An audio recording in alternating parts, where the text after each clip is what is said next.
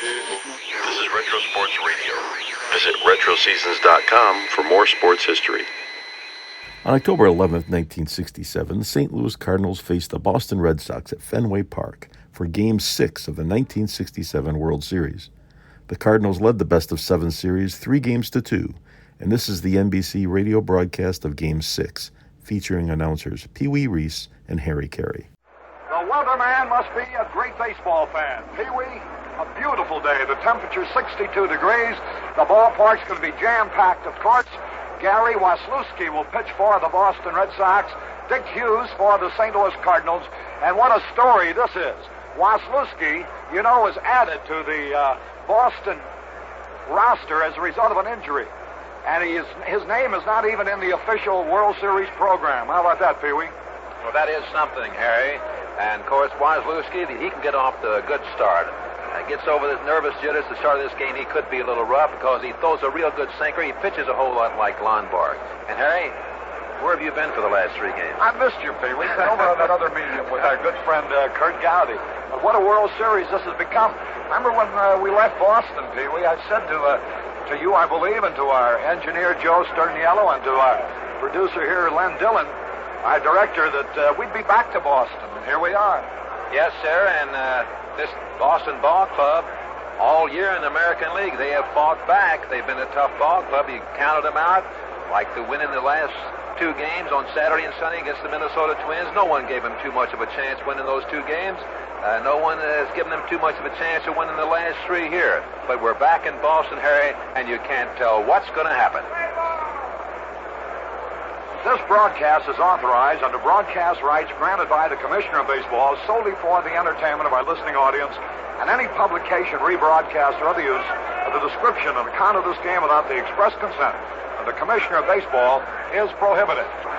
Another thing about playing in a World Series, for example, I'm looking down at Jim Lonborg's been posing for pictures all day long. He's become a national hero.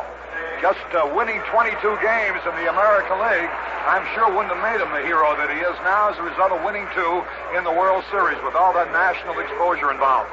Here the starting lineups being announced. Red Cheney's the manager of the Cardinals, has been introduced. Now Lou Brock will be playing left field, hitting .400 in the series, will be the leadoff man. Batting second in center field, hitting .150 in the series, Kirk Flood. In right field, batting third, proving himself a competitive warhorse, as you would expect him to be, Roger Maris, hitting .316 in the series, and leads with 6 runs batted in. He'll be playing right field, hitting third. Orlando Cepeda, who's been held to a .150 batting average in the series, will be batting cleanup, playing first base. The catcher for the Cardinals, hitting .125 in the series, Tim McCarver. Playing third base and batting sixth with an average of .125 in the series will be Mike Shannon. At second base, fellows made 2 of the greatest defensive plays ever seen, but both in losing games, hitting .353, batting 7th at second base, Julian Javier. At shortstop, batting 8th, hitting a .167 in the World Series, Dal Maxfield. And the pitcher out in the right field bullpen, still getting ready, Dick Hughes. He's 0-1 in the series. He was 16-6 over the regular season with an earned run average of 2.67. For the hometown Boston Red Sox, the rest of the Cardinal squad is introduced in mass. And they've taken their position along the third base line. Now the Boston Red Sox will be introduced, starting with their manager, who, by the way, will be honored by the Boston Press Photographers Association at a dinner later this month. Dick Williams has been introduced and trots out to first base. Leading off for the Boston Red Sox, one of the stars in their victory Monday in St. Louis, at third base, hitting .125 in the series, Joe Foy. At second base, hitting .400 in the series. In his first full season in the major leagues, batting second, Mike Andrews. In left field, starring in the series as he did during the regular season, Carl Yastrzemski. He's hitting .333 during the series. In right field, the man who put the Red Sox out in front in Monday's game, Ken Harrelson, playing right field, hitting .167, batting fourth. At first base, hitting fifth, batting .222 in the series, George Scott. In center field, the switch-hitting, hard-throwing, fleet-footed Reggie Smith, hitting .235 in the series. Batting seventh, playing shortstop, batting .071 in the series with one hit in 5 games, but playing brilliantly defensively, Rico Petrocelli at shortstop. The catcher, the only member of this team that starts who's been in the World Series before, hitting .167 in this one, Elston Howard. And the pitcher, 26-year-old, 6'4", 195-pound Gary Waslewski, who during the regular season won 2, lost 2 for the Red Sox, won 5, lost 6 for Toronto. The governor of Massachusetts, with whom we enjoyed a lobster dinner last night, John Volpe, he's in the commissioner's box. Commissioner Bill Eckert, John McHale, commissioner's assistant. Let's see who's going to throw out the first ball.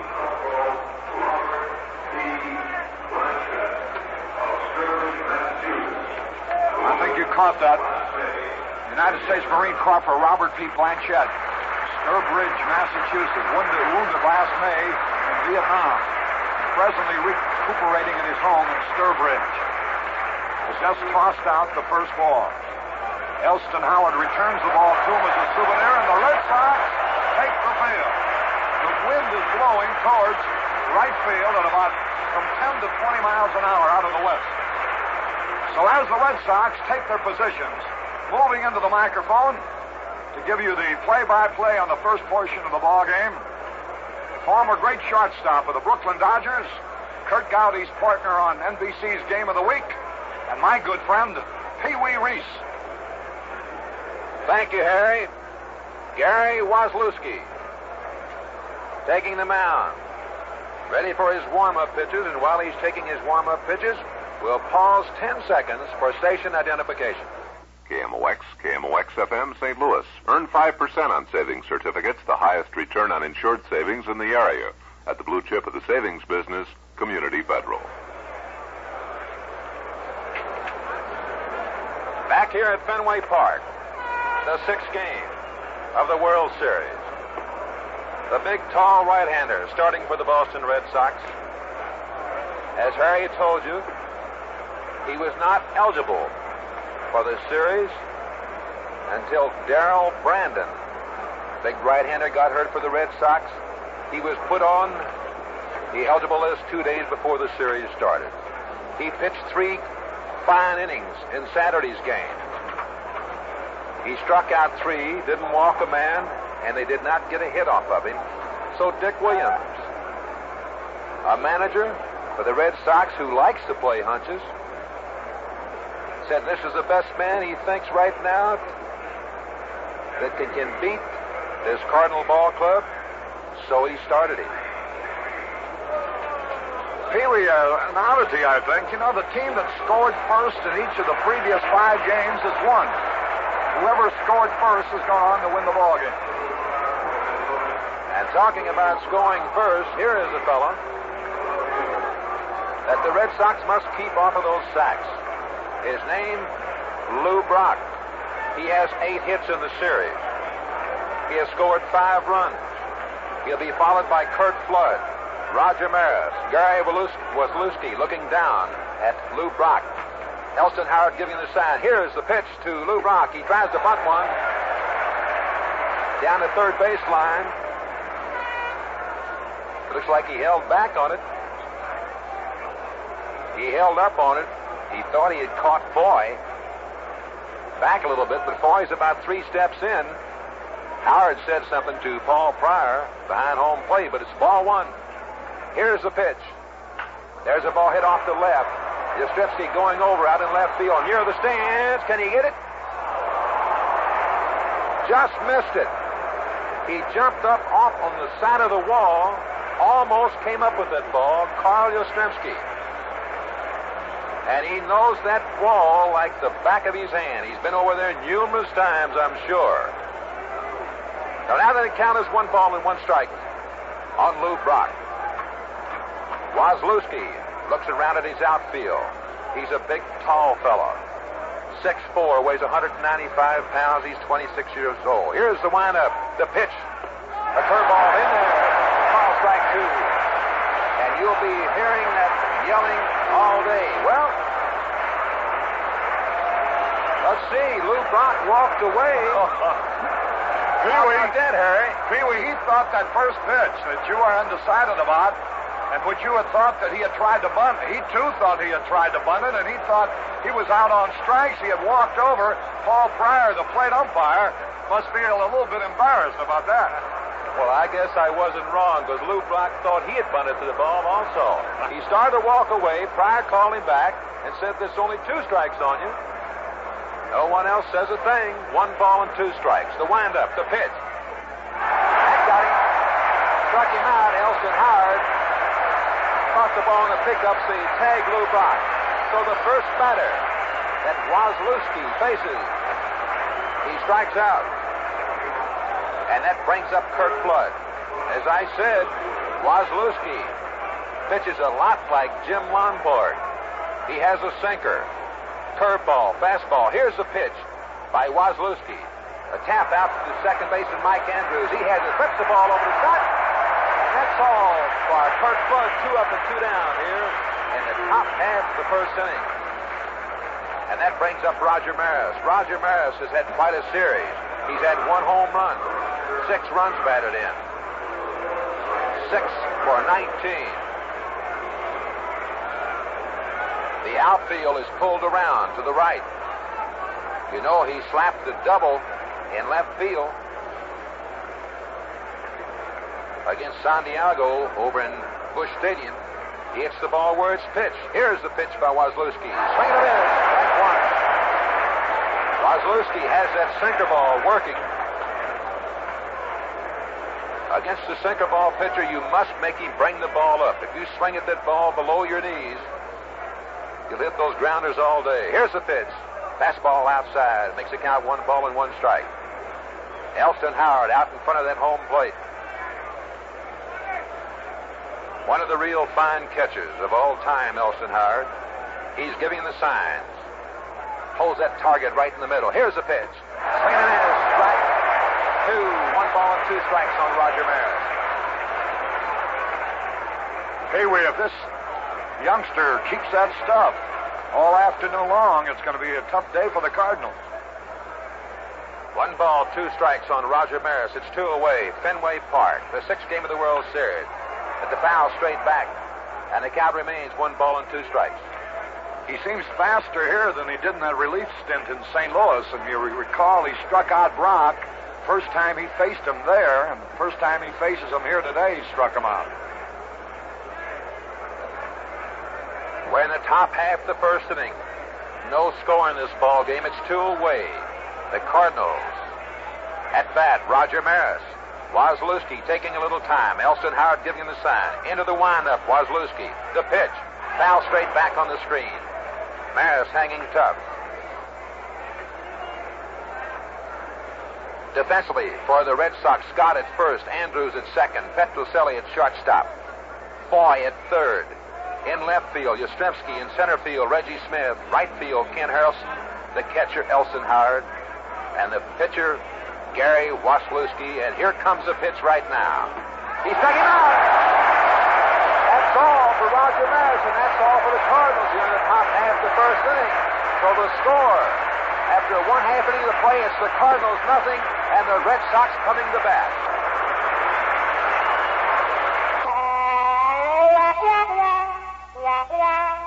It's what's up front that counts. And up front ahead of the filter.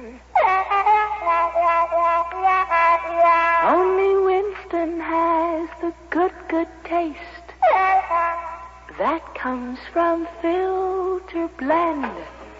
Filter blend means fine tobaccos for the best taste yet. That's why Winston is America's largest selling cigarette. Winston's out front, because up front, only Winston has filter blend. Choice golden tobaccos specially selected for the best taste in filter cigarettes. Winston tastes good like a cigarette should. Winston. Harry Carey with Pee Wee Reese at Fenway Park. Gary Waslewski, who had retired 9 Cardinals in a row in St. Louis in the third game of the series, just retired the first 3 he faced here as the Cardinals went down 1-2-3. So now he has retired 12 men in a row as Joe Foy steps into the batter's box to lead it off for the Red Sox, Pee Wee. Okay, Harry. Joe Foy inserted in the lineup the last game over at St. Louis. He and Mike Andrews and Ken Harrelson back in there today. The first pitch by Hughes, low and outside, ball 1. On next circle, Mike Andrews. He'll be followed by Carl Yastrzemski. Fenway Park, the 6th game of the World Series. Dick Hughes not take too much time. That ball is popped up. Second baseman Javier underneath it, calls for it and takes it for out number 1. So Joe Foy, starting off with the Red Sox here, pops up. That'll bring up Mike Andrews. Andrews 2 for 5 in the series, 400. Real fine second baseman. This is the 64th World Series. The American League teams have a 38-25 edge in the series competition. But the National League has won 8 of the last 13 series. Of course, the National League got clobbered last year. Mike Andrews, first pitch, outside, ball 1. The Baltimore Orioles beat the Dodgers 4 straight games. Hughes pitching to Mike Andrews. The count, 1 ball and no strike. Hughes looking down, he's catching McCarver. Here's the pitch. Ball hit hard out of left field. Lou Brock going back for the scoreboard and takes it right in front of the scoreboard for out number 2. That ball was hit right on the nose. The wind is blowing towards right field. He'll hold up the ball hit towards left. Carl Yastrzemski gets a nice hand. He deserves it. Yastrzemski has 2 home runs in the series, batting .333, 6 for 18. Remember, it was Yastrzemski hitting a home run to break up a 0-0 pitching duel. Hughes, first pitch to him. Fastball in there, strike 1. Off Dick Hughes. It was Hughes against Lonborg in the second game of the series, and Yastrzemski hit a homer to put the Red Sox into the lead 1-0 in the 4th inning. 1 strike on Yastrzemski. Hughes looking down at McCarver. McCarver giving the sign. Here's the pitch. A changeup. It's outside. 1 ball and 1 strike. They try to keep the ball away from Carl Yastrzemski. He used to hit a lot of balls out toward that green monster left field. Here's the pitch. Fastball, low and outside. Ball 2. But this year he did a lot of pulling. It was quite successful. He hit 27 home runs at Fenway Park and 17 on the road. Here's the pitch. Grounder. It's a foul ball. Cepeda, the first baseman, up with it, flips the ball back to Hughes. 2-2 defensively for the Cardinals. Cepeda at first. Javier at second. Maxwell at short. At third, Mike Shannon. In left field, Lou Brock. In center field, Kurt Flood. In right field, Roger Maris. The catcher, Tim McCarver. And the pitcher, Dick Hughes. The count on the hitter, Yastrzemski 2-2. Here's a pitch. Foul right straight up here, BOS. Everything all right, Harry? Don't worry, Pee Wee, I'll protect you. Count is 2-2 on Carl Yastrzemski. Dick Hughes, the winningest pitcher for the Cardinals this year. He won 16 games and lost 6. Yastrzemski holds that bat high. Here's a pitch for Hughes. Inside. Makes the count 3-2. That was a curveball. McCarver massaging that ball. Flips it ball back to Hughes. Hughes is about the same size as Waslewski. a little bit heavier. He's 6'3", weighs 200 pounds. Here's the pitch. Yastrzemski pops it up. McCarver looks at it. Back in the stands, no chance.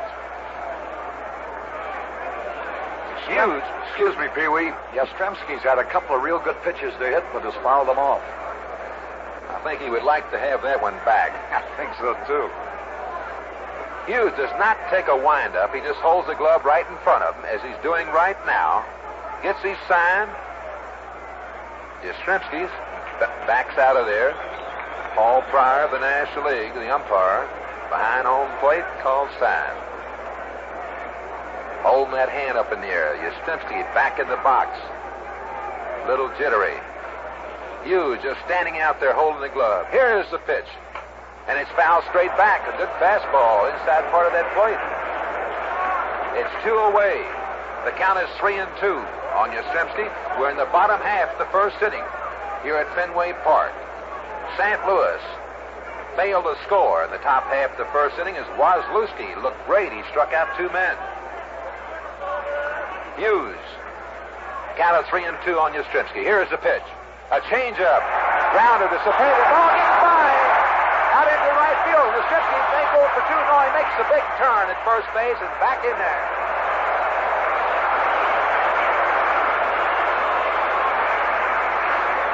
That ball was hit hard right at Cepeda. We'll have to wait and see whether he gets a hit on error, and they gave Yastrzemski a hit.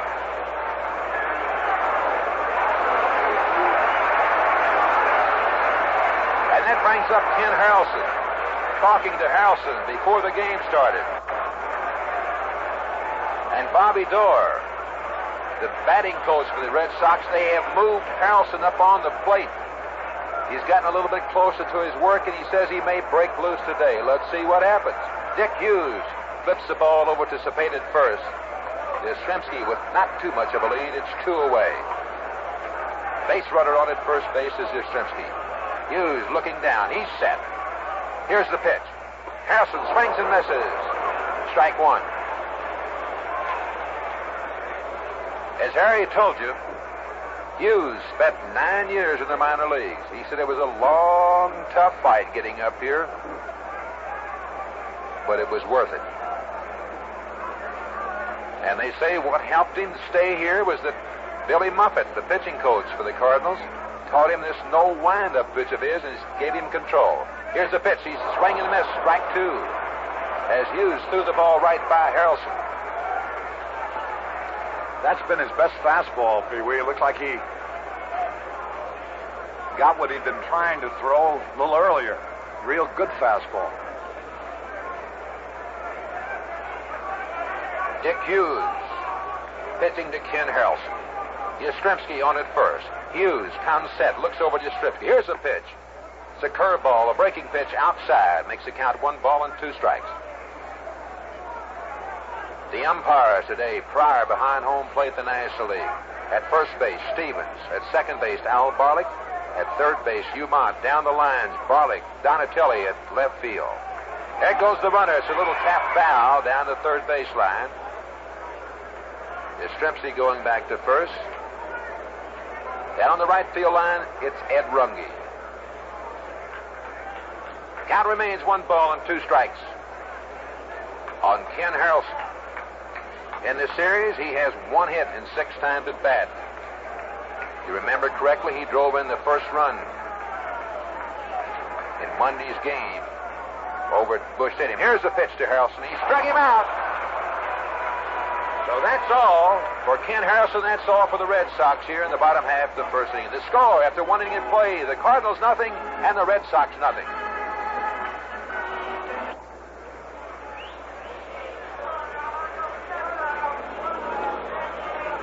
Going into the top of the second, Orlando Cepeda, who's been stopped cold by the Boston pitching staff.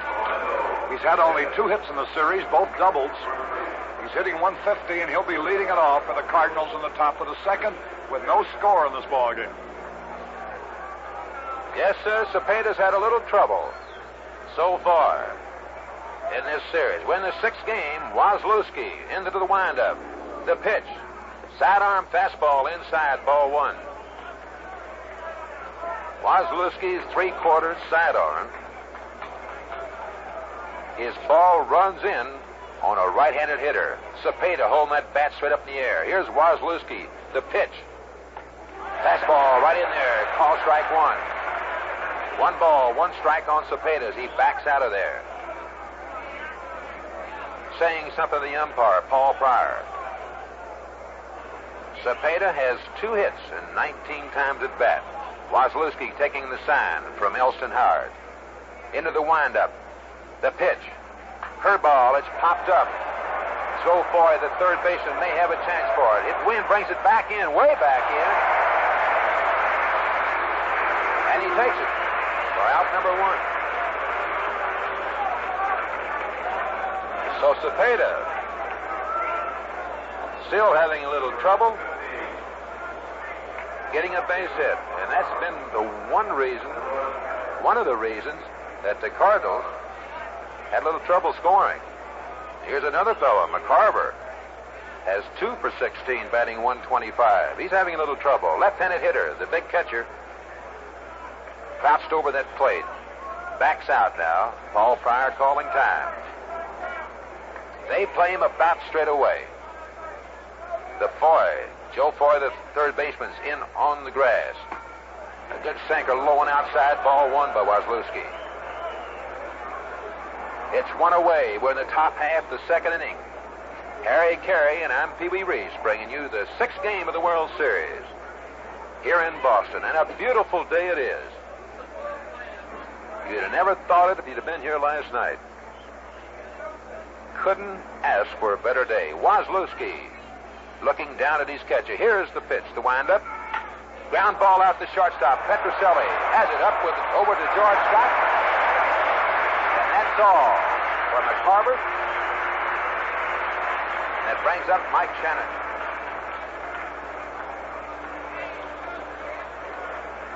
Mike Shannon.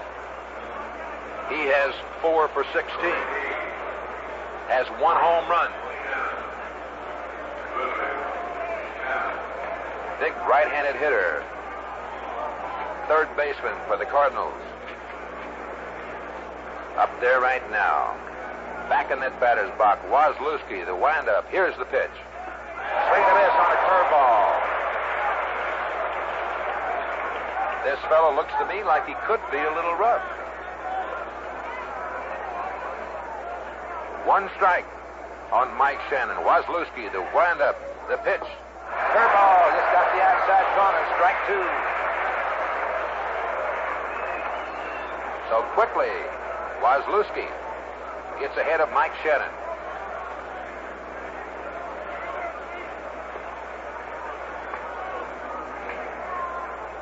The infielder moved back a little bit more now with 2 strikes on Shannon, especially Joe Foy at third base. The 0-2 pitch to Shannon. Here it is. Sidearm curveball just missed. 1 ball and 2 strikes. The on-deck circle, Julian Javier. He's had quite a series.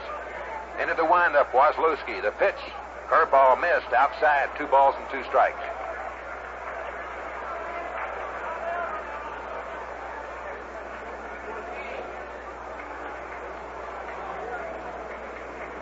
Waslewski.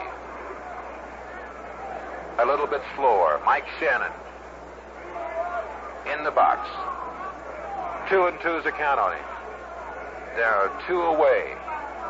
Into the windup. The pitch by Waslewski. A grounder out to shortstop. Petroselli up with it. The long throw over to Scott. And that's all for Mike Shannon. And that's all for the Cardinals here at the top half of the second inning. No runs, no hits, or nowhere. So the score after 1.5 innings of play, it's the St. Louis Cardinals nothing, the Boston Red Sox nothing.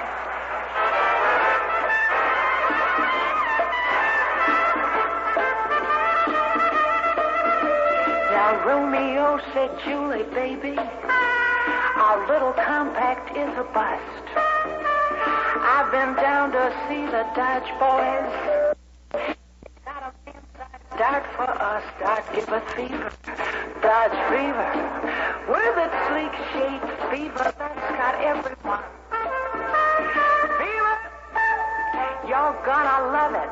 That's why that is number one. You get the Dutch fever. You get the fever. Dutch fever. And for a great deal on America's first choice in compacts, the man-sized Dodge Dart. See your nearby Dodge dealer. He'll show you why Dart is America's largest-selling six-passenger compact. And with his great Dart deals, he's going to keep it there.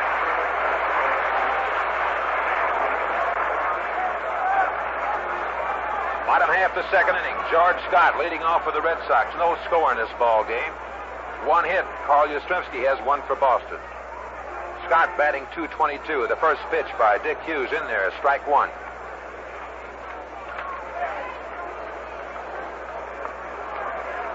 Dick Hughes, here's the pitch. Hit out into left field. Will the wind get a hold of it? Yes. Lou Brock coming back in a couple of steps and takes it for out number one.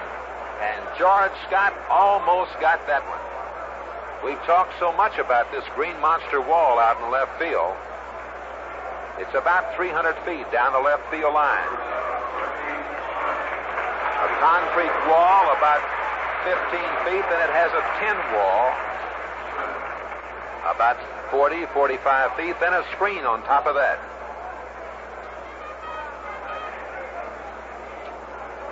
Made a lot of pitchers come up with a sore arm when they see this short left field fence. Reggie Smith is the hitter. He wants to look at the ball. Paul Pryor throws it out. So it's one away. Brings up the center fielder, Reggie Smith. One away.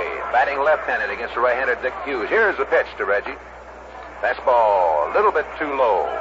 Ball one. McCarver bouncing around behind home plate.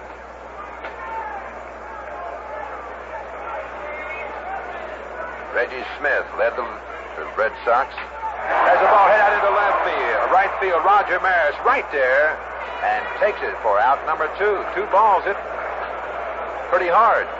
One to left and one to right. What to say about Reggie Smith? He has good speed. He led the Red Sox in stolen bases with 16. Rico Petrocelli's a hitter with two away. Dick Hughes standing staring down at his catcher. Here's the pitch. Curveball. Got the outside corner, strike one. Petrocelli having a little trouble getting a base hit. He's 1 for 14 in the series. Here's the pitch by Hughes. There's the ball hit. It could be gone. A home run for Rico Petrocelli.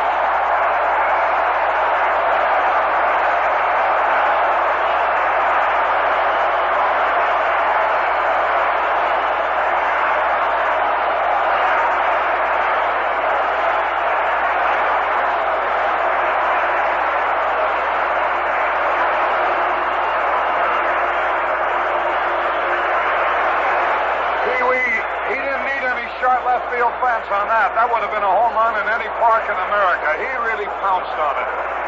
That brings up Elston Howard. Still two away. Dick Hughes first pitch to him. In there, call strike one. And you are so right, Harry. That could have been, as I've said so many times, that would have been a home run in any park. Yellowstone Park. Elston Howard tries to check his swing. Gets a piece of it, strike two. Petrocelli could have been a slider, Harry, and he really creamed it. He was up. Those shortstops like to hit that high pitch. The 0-2 pitch to Elston Howard. Broke his bat. One hopper to Javier. Over to Cepeda. And that's all for Elston Howard, and that's all for the Red Sox in the bottom half of the second inning. But they came up with one run on one big hit. And the score after 2 innings of play, it's the Red Sox 1 and the St. Louis Cardinals nothing. Hi. My name is Homer Mittens, and I want to tell you about a funny thing. You see, I'm a man, and I have these habituals I do every morning. Open my eyes, stretch, get out of bed, things like that. I do them every morning. And another thing I do, I shave, because I find tends to make my face less hairy. So anyway, one night I see this commercial on television for the Gillette Super Stainless Blade. You know, with the miracle plastic coating on the edge. And here's the funny thing, see? They call it the spoiler, because once you try it, you're supposed to get spoiled. Well, you know, I'm a grown man. I don't have tantrums and things like that. So anyway, I buy a pack and I bring them home that night. I don't shave at night, because that's not one of my habituals. But the next morning, I go into, can I say bathroom? I go into the bathroom, and I shave with them. And you know what? It really is great. And I really can't go back to my old way of shaving. But to say I'm spoiled, come on. I'm merely an astute judge of shaving apparatus, if you know what I mean. We've had 2 innings of this ball game. The Red Sox 1 run, 2 hits, no errors. The Cardinals nothing across. They haven't had a man reach base. I mentioned before the game, Pee Wee, that previously in this World Series, the team that scored first went on to win each game. The Red Sox have scored first today. Will that hold up? I was just thinking, Harry, are you trying to tell me something? Oh, that's been true. Seems like the team that gets out of that gate first, they seem to be the winner. Waslewski has looked great, too. Retired 6th man in a row. Struck out Brock in the first inning, and Maris got Cepeda to pop up to Foy at third. McCarver and Shannon both grounded out to Rico Petroselli, the shortstop. We're going to the top half of the 3rd inning, and here's a fellow that's had quite a series. Made a couple of great, outstanding plays. Out at second base, he has 6 for 17, batting .353. Uli Javier. He'll be followed by Dal Maxwell, the shortstop, and the pitcher, Dick Hughes. Waslewski into the windup. The pitch to Javier. Curveball hit out into left field. That ball could be off the wall. Yastrzemski back there. It is right off the top of the wall. Yastrzemski cannot pick it up. Javier into second with a stand-up double. That didn't miss being a homer by more than an inch or two, Pee Wee. It hit right on the very top of the green monster, as it were. Another couple of inches higher, and then it had to hit the screen. Yes, sir. It almost scraped that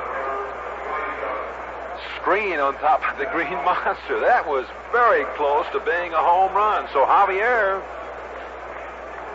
keeps it going.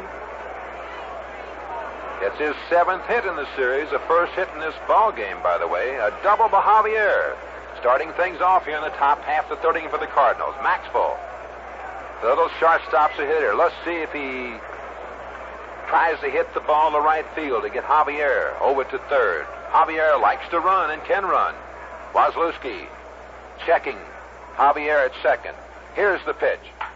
Ball to shortstop. Petroselli up with it over to George Scott, and Javier had to hold it at the bag. Maxwell grounding out 6-3.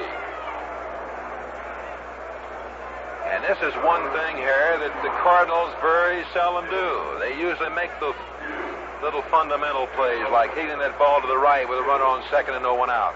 Especially a fellow like Maxwell, who's made a career out of hitting the ball to right field, but I think Waslewski just fooled him with a pitch in on his hands, and he couldn't hit it over there. Instead wound up pulling the ball to the shortstop. Dick Hughes, the hitter. It's one away. Javier down at second. The pitch. A good cut. No contact. Strike one. Yeah, it looks pretty easy sometimes just to hit that ball to right field, but it ain't. No runs. 1 hit for the Cardinals. For the Red Sox, 1 run and 2 hits. We're in the top half of the 3rd inning. 1 away. Waslewski looks back at Javier at second. Petroselli breaks in back of him. Back over in his position. Here's the pitch. Fastball in there. Call strike 2.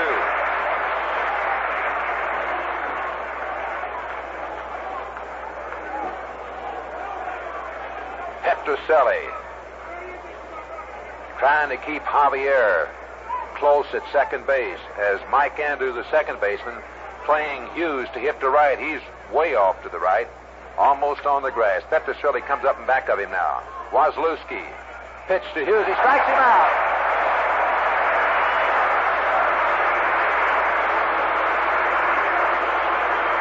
So that's the 3rd strikeout for Gary Waslewski, as Dick Hughes has a good ripple of that bat. but didn't make any contact. Lou Brock struck out his first time. He wants to take a look at the ball. Elston Howard gives it to Paul Pryor. They throw it out.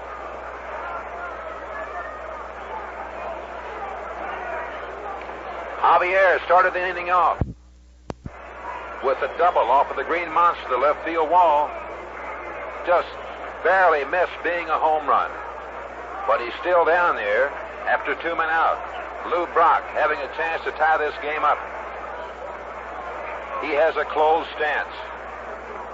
He hits the ball where it's pitched. Liable to hit it to the left, back through the middle, to right. Waslewski, here's the pitch to him. They try to keep the ball down. It's a little outside, ball one. Brock, a good high ball hitter. He can slap the ball, but he also has good power. This is his second World Series. He had 300 in the 64 series and did not have a stolen base.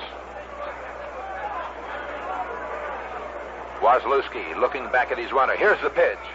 Fastball outside. Ball two. Pitching very carefully to Brock, who's been a hot hitter in the series. He has a base open, but Brock represents a lead run. He doesn't want to walk him intentionally, but with a right-handed batter coming up next, he wants to make sure he doesn't make a mistake to Brock. That's right, and that right-handed batter had a real good year. He had 335, but in the series, Kurt's having a little trouble. So I imagine Waslewski would rather pitch to Flood than he would to Brock right now. As Harry told you, he's pitching rather carefully right now to Brock. The count, 2 balls and no strikes on him. Waslewski, here's the pitch to Brock. A grounder, can he get to it? No, sir, it's a base hit out into right field. Here comes Javier in to score the tying run. As with a count of 2 balls and no strikes on him, Waslewski comes in there and Brock gets a base hit.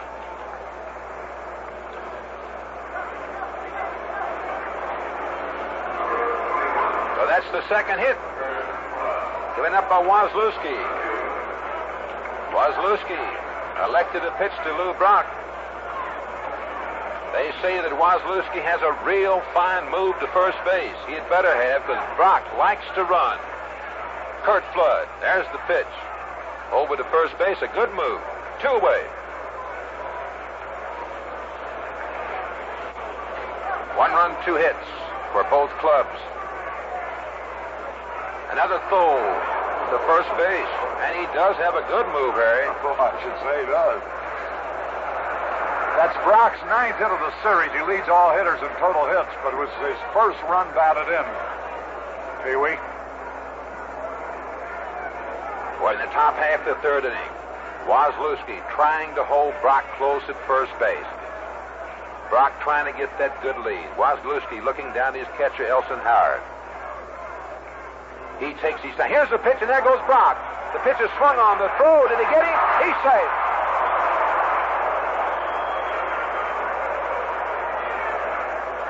He now has had 4 stolen bases, 9 hits, 5 runs scored, 1 run batted in. He's got a pretty good chance to be the star of the series. And he was your pick at the start of it, wasn't he? I had that in mind. It's nice of you to bring it up, Pee-wee. Okay, Harry. Lou Brock, after Waslewski making a couple of quick throws over to first base to try to hold him there, he took off the first time he went home, and he's down at second with a stolen base. KMOX, The count on FM, Flood, St. 1 Louis. strike. The game is all tied up, 1-1. Waslewski looks back at Brock. Base hit out into left field. They may have a chance. Yastrzemski up the ball. Here comes the throw. Can they get him? He's safe. There was a ball that was hit hard in the hole on the ground out to Yastrzemski in left field. Now Brock, as you know, has tremendous speed. Yastrzemski has one of the best throwing arms you'd want to see. He charged that ball, but they could not get him. As Lou Brock came in there head first. He's the only man that would have scored on that play. That's how fine a play Yastrzemski made. He almost had him at the plate. Anybody but Brock would have been out. I believe you're right. Curt Flood on at first base to throw over there. Not in time. Roger Maris is a hitter. Waslewski's pitch to Roger Maris. Base hit out into right field. Kurt Flood making the turn. Will he go to third? Yes, sir. Here comes a throw by Harrelson, but not in time to get Kurt Flood as the ball is cut off at second base by Petroselli. It's 2 away. Orlando Cepeda up there right now. He popped out to the Joe Foy at third base. His first time up. Waslewski's pitch to him. Curveball outside. Ball 1. Brock single, Flood single, Maris single. Here's the pitch to Cepeda.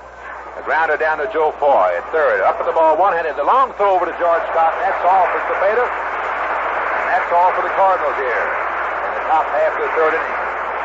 But they came up with 2 big runs. So the score after 2.5 innings of play, it's the St. Louis Cardinals 2 and the Boston Red Sox 1. We're going to the bottom half of the third inning. Gary Waslewski, the first hitter for the Red Sox. The Red Sox trail by a score of 2-1. Dick Hughes, first pitch to Waslewski, swung on and missed, strike 1.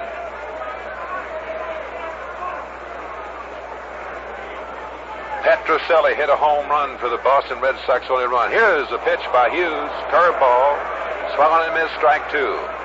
Waslewski will be followed by Joe Foy and Mike Andrews. Dick Hughes, looking for his first win in the World Series. He lost one the second game against Lonborg. He struck Gary Waslewski out on a good fastball, just got that outside corner. He was caught looking.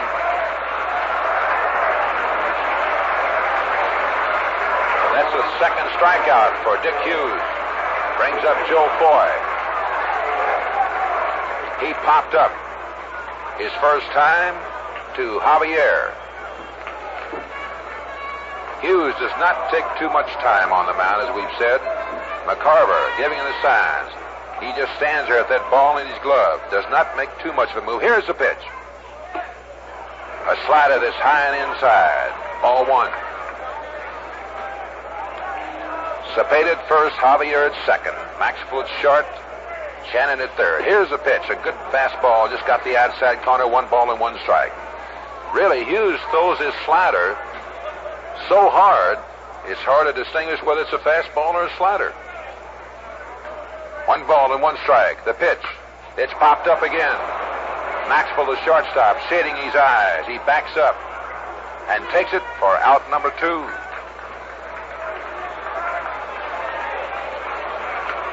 Joe Foy popping out to Dal Maxwell. The Cardinals have 4 hits and 2 runs. The Red Sox have 1 run on 2 hits. Mike Andrews hit a line drive to Lou Brock in left field his last time up. Here's a pitch. It's outside, ball 1. A breaking pitch. 1-0's the count on Mike. They play him straight away. He chokes up on the bat. The pitch by Hughes. It's popped up. Mike Shannon at third over Tim McCarver. Shannon calls for it in foul territory and takes it for the 3rd out. So that's all for Andrews, and that's all for the Red Sox here in the bottom half of the 3rd inning. No runs, no hits, no errors, no one left on base. The score after 3 innings of play, the Cardinals 2 and the Red Sox 1.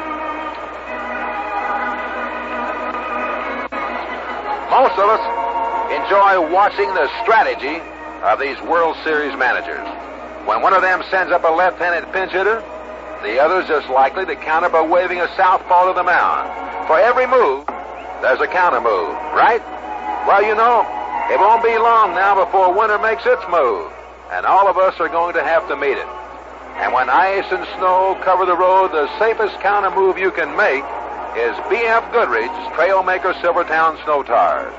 Trailmakers give your car real digging power.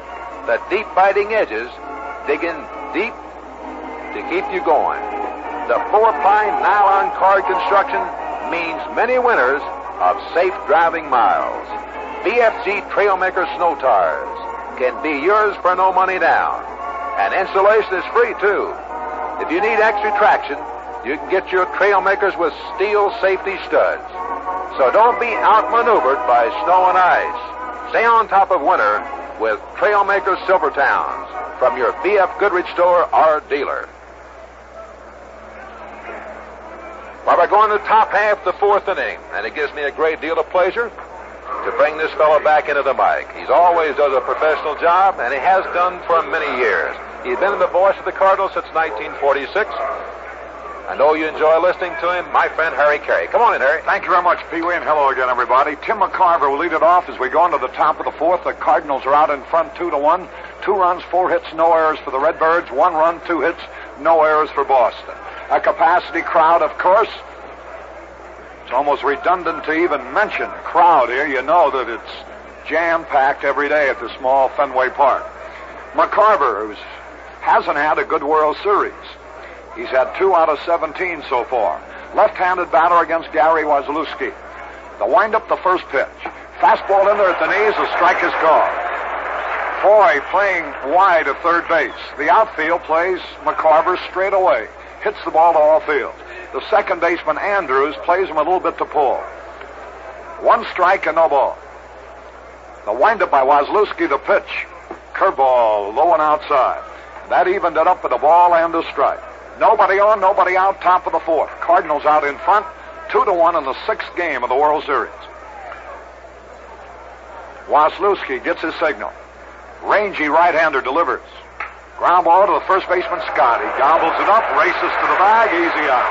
1 gone, and the Red Sox pepper that ball around. Gary Waslewski, who was born in Meridian, Connecticut, now lives in Kensington, Connecticut, attended the University of Connecticut for a year, originally signed with the Pittsburgh organization. Was drafted by the Red Sox from the Pirate organization after the 64 season. This is 8th year in professional baseball. Mike Shannon, the batter, 1 out and nobody on. The pitch to him is a fastball, high and tight.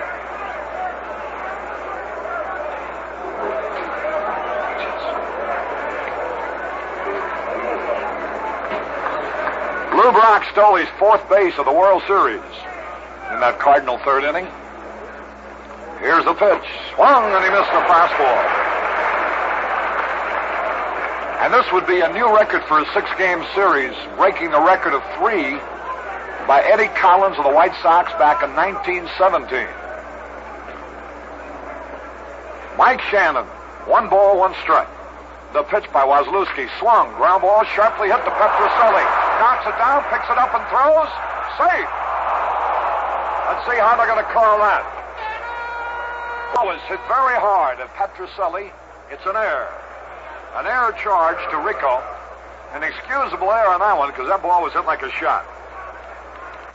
So with 1 out, the Cardinals have a base runner, and here's Julian Javier, who started that 3rd inning with a double off the top of the left field wall that missed being a homer by no more than a couple of inches. Javier having a fine World Series with 7 out of 18.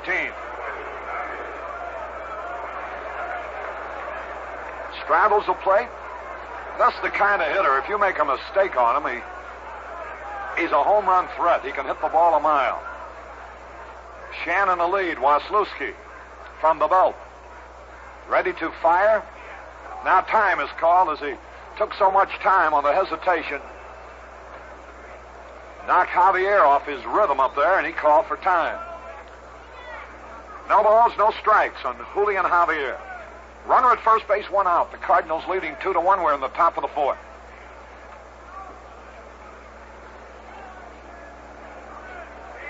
Waslewski taking a lot of time. Glances off the shoulder. Here's the pitch. It's in there for a strike call. Sidearm fastball. Waslewski, you'd figure, would be very tough on the right-handed hitters. He sort of wheels from the side. Has a good sinking fastball.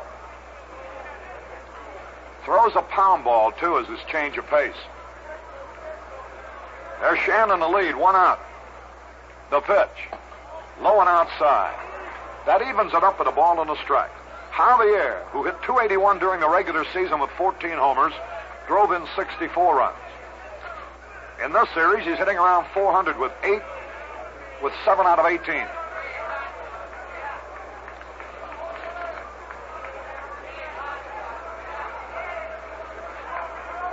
4 of his 8 hits, 4 of his 7 hits have been doubles, by the way, for Javier.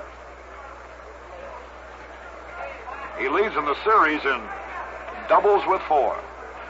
He comes over to dry his hands off as Waslewski seems to be getting in his hair a little bit with his the delayed style of pitching.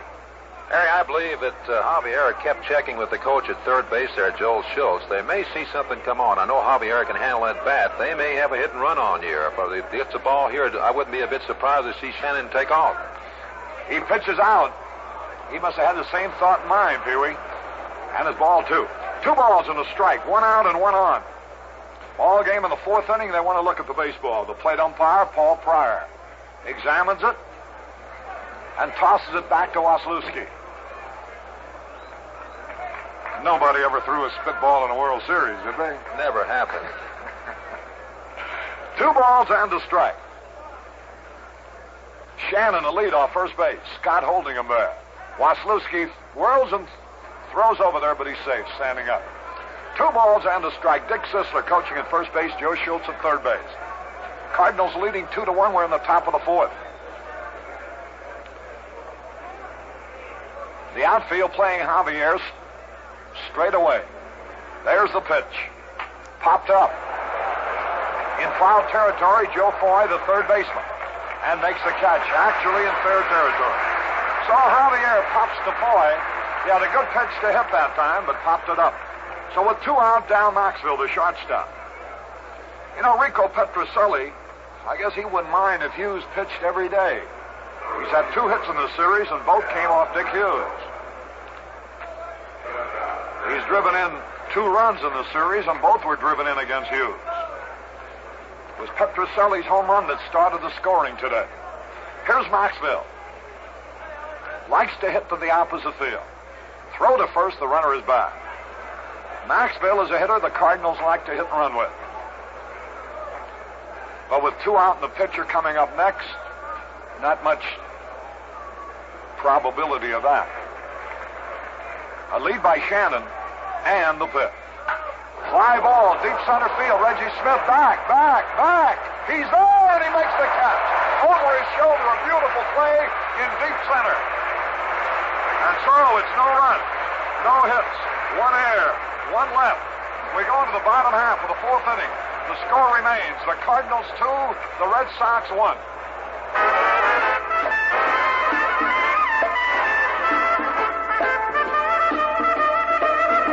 Now Cleopatra said to Tony, this barge we're driving is all wet. Let's go down and see the Dodge boys and trade it for a cold and let you get the fever, Dodge fever. When you see it, fever from the swing and style. Fever! 1968 Coronet. It's a whole new style. Lively, whipping. Inside is tall, wide room and deep comfort. 68 Coronet. The lively, low-price cure for Dodge fever. See it at your Dodge dealers now. We're going into the bottom of the 4th. It's 2-1. The scoring started with 2 out in the 2nd inning when Rico Petrocelli lined a savage home run off the left field screen. A home run that would have gone out of any ballpark. Then in the 3rd, Javier led off with a double that just missed being a homer. The next 2 men went out, but the irrepressible Lou Brock singled the right to score Javier with a tying run. Flood singled after Brock had stolen second for his 4th stolen base of the series to score Brock with a go-ahead run, and that's where we stand now. Here's Yastrzemski to lead off against Dick Hughes. The first pitch. Slow curve is outside. Yastrzemski homered off Hughes here in the 2nd game of the series. So he's had 2 out of 3 against Dick Hughes as a result of a single off Cepeda's glove in the 1st inning today. Bottom of the 4th, 2-1 St. Louis in the 6th game of the World Series. If the Cardinals win, it's the final game. Here's the pitch low, a sinking fastball. If the Cardinals lose, it'll be a 7-game World Series with Gibson versus Lonborg tomorrow. And what a dramatic finish that one would be. Carl Yastrzemski ahead of Hughes with 2 balls, no strike. Fouled it back. And you knew he'd be getting a cut if the pitcher's over that plate. Yastrzemski hasn't become famous by drawing bases on balls. It's hitting the ball out of the park that's made him the Triple Crown winner and the MVP. 44 homers during the season. The pitch. There's a long drive. Might be out of here. It could be. It is a home run.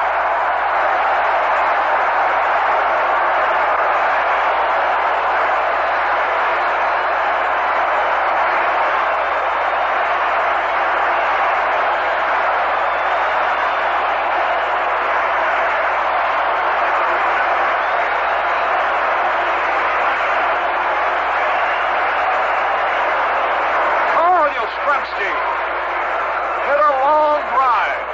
You wondered whether the wind might hold it up. Deep in the left center off the screen. And this game is tied up as the Red Sox are showing their muscle here today with 2 home runs. Here's Harrelson. The pitch is low.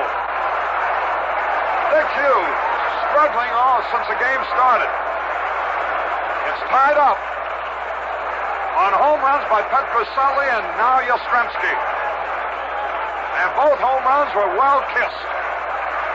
Ken Harrelson fanned his first time up the pitch. There's a long drive, deep left center, way back is Flood and Brock. Flood's calling for the ball at the 379 mark, and he has it.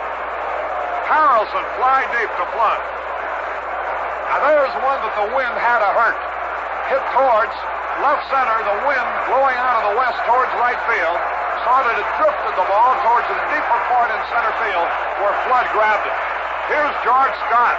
This crowd has really come to life. The Red Sox have come from behind to tie it now at 2-2. Yastrzemski's 3rd homer of the series. Scott half swing on the first pitch, strike 1. Yastrzemski has hit 2 of his 3 home runs off Hughes. 2 runs, 4 hits, no errors for the Cardinals so far. 2 runs, 3 hits, 1 error for the Red Sox. Here's a pitch to Scott. High. Pop, foul. Outside first, near the stands, out of play. 2 strikes, no ball. Scott hasn't driven in a run in the series. Hasn't had a homer in the series. Hitting .222. During the regular season, he hit 19 homers. He's had 4 out of 19 so far. You know, in the second game of this World Series with the score 0-0, here's a pitch, curve outside. Yastrzemski was the leadoff man in the 4th inning and drilled a line drive into the right field seats off Hughes to give the Red Sox a 1-0 lead. Here's the pitch. Scott takes a curve low and outside to even it up. Hughes is struggling. He's not the same Hughes we saw many times during the regular season. He's not as quick and he's not as sharp. 2 balls, 2 strikes. The pitch to Scott. Ground ball up the middle. Maxfield to his left nicely. The throw, he's on. Maxfield roamed to his left near second base, scooped up Scott's roller and threw him out. That's 2 away, and it brings up Reggie Smith.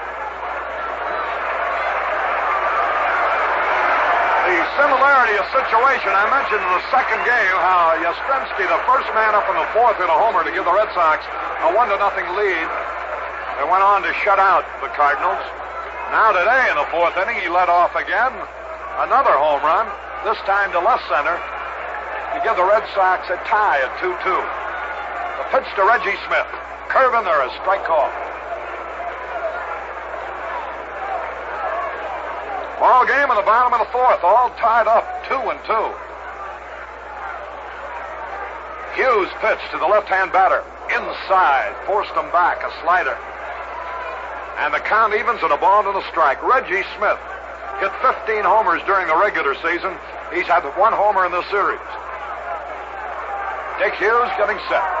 The spectacled right-hander. The pitch. Foul ball back and out of play. The Red Sox are getting good cuts. The Cardinals scored 2 runs with 4 hits in the 3rd inning. A leadoff double by Javier, then 2 outs, singles by Brock, Flood, and Maris. Nelson Briles has started to warm up in the bullpen for the Cardinals.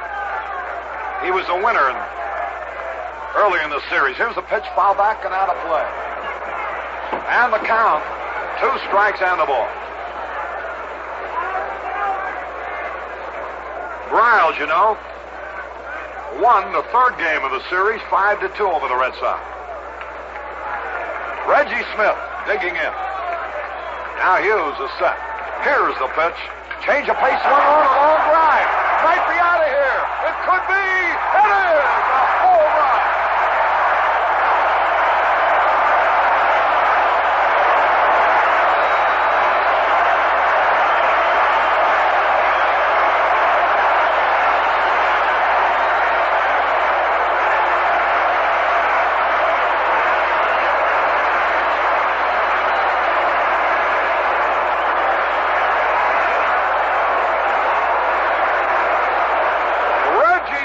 Second homer of the World Series puts the Red Sox into the lead, 3-2. An off-speed pitch that he pulled right down the line.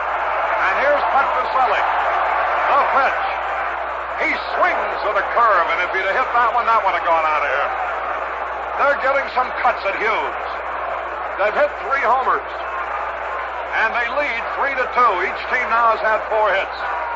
The pitch by Hughes. Curveball outside. Nelson Briles working in the bullpen. And I would imagine the reason he hasn't come in is because Hughes is due to be the first batter up. Here's a pitch swing on, there's a long drive. It might be out of here. It is a home run.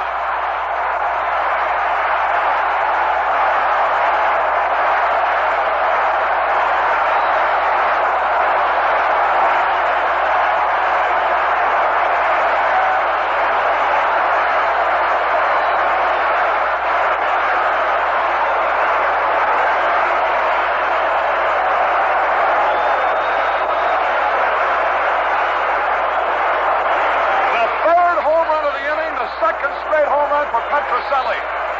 The reason the manager, Red Cheney's, I'm sure, hasn't taken Hughes out is because he is the first man up in the 5th inning, and he wants to employ a pinch hitter, and he doesn't want to waste Briles, so he's got Ron Willis getting ready now. Here's Red coming out slowly. And as he walks out, we'll pause 30 seconds for station identification. Hi, this is Bob Richards. You know why the Cardinals made it into the series? Not because they were lucky. They got to the top the same way we all do, with hard work. And no matter who you are, that takes plenty of energy. The kind you get in Wheaties, with its protein, wheat germ, natural sugars, vitamins, and iron. It's a great-tasting, energy-packed way to start your day. So give them a try. Wheaties, breakfast of champions. KMOX, KMOX-FM, St. Louis. With Pee Wee Reese, this is Harry Carey at Fenway Park. And these Red Sox fans, as rabid as there are in the world, have really had something to cheer about. With the score 2-1 going to the bottom of the 4th, Carl Yastrzemski led off with a long home run against the left center field screen. After the next 2 men went out, Reggie Smith, with a count of 2 strikes and a ball, I believe it was, hit an off-speed pitch that he pulled right down the line into the right field corner. The shortest distance home run I guess you could hit. A line drive in there for a home run, and that gave the Red Sox a 1-run lead. And then Rico Petroselli drilled one far over the left center field screen. And the Red Sox have scored 3 all on homers and are out in front 4-2 in the bottom of the 4th as Ron Willis now comes in. Nelson Briles continues to pitch out in the bullpen. Willis has only had a few minutes to get ready, and the purpose of Willis is to get Howard, and then they'll pinch hit for Willis in all probability in the top of the 5th and bring in Briles, one of their starting pitchers. Well, Harry, I think that you called a turn there. Of course, Red Shandy's, after the Red Sox had gone out and fought by a score of 3-2, and I'm sure that Red had noticed that they were having some pretty good cuts at Dick Hughes. He kept hoping he'd get the next batter out. It kind of hurt a little bit there. But Hughes didn't seem like he had as good as stuff today as he did in this second game that he pitched, Harry. And in the second game, he himself said that he did have his good stuff. So Dick Hughes, after a great season, has had trouble here at Fenway Park. And now Ron Willis comes in. Willis is making his third appearance. All in relief. He's allowed 2 runs. Will make that 4 runs. 3 hits. He's walked 4. Elston Howard will be the batter. 4-2 in favor of the Red Sox. Here's a windup by Willis to pitch. He had a cut and he missed strike 1. 1 strike and no ball. The Red Sox with a home run barrage. They've hit 4 homers today. And lead 4-2. The pitch to Howard. Swung at a curveball and missed.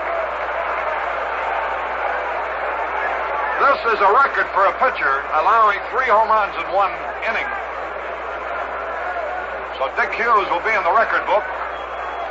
He won't be happy about it, but those are the facts. First time that 3 home runs have been hit in 1 inning off a pitcher in World Series competition. 4 home runs off 1 pitcher in a game ties the record. Here's a pitch to Howard. Bouncing ball to Shannon. He fields it. Here's a throw. In time to retire the side.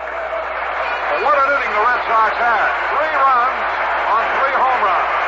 No errors, nobody left. And at the end of 4, the score, Boston 4, St. Louis 2.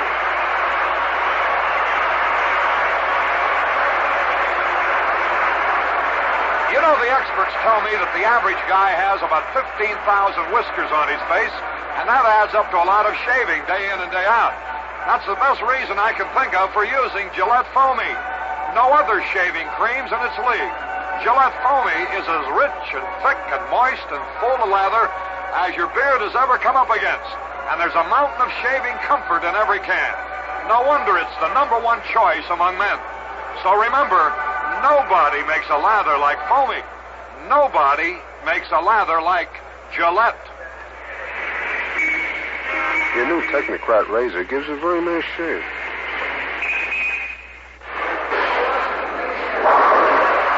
Crazy about not having to handle razor blades since I got your Tectonics razor.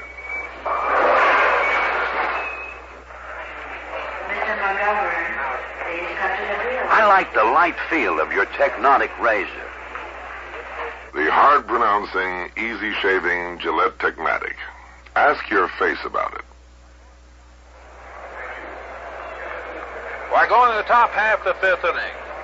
We'll have a pinch hitter for Ron Willis. Ed Spezio out in the on-deck circle.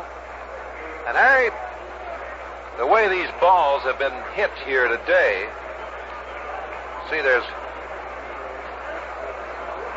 5 hits for the Red Sox, 4 home runs. The Cardinals have 4 hits. That's kind of the way I thought this series would be when it started. Everybody thought it would be a hitting series. It's turned out to be a pitching one so far up until today, and now they've broken loose. And here's Eddie Spezio coming out as a pinch hitter. 26-year-old utility infielder. Right-handed batter.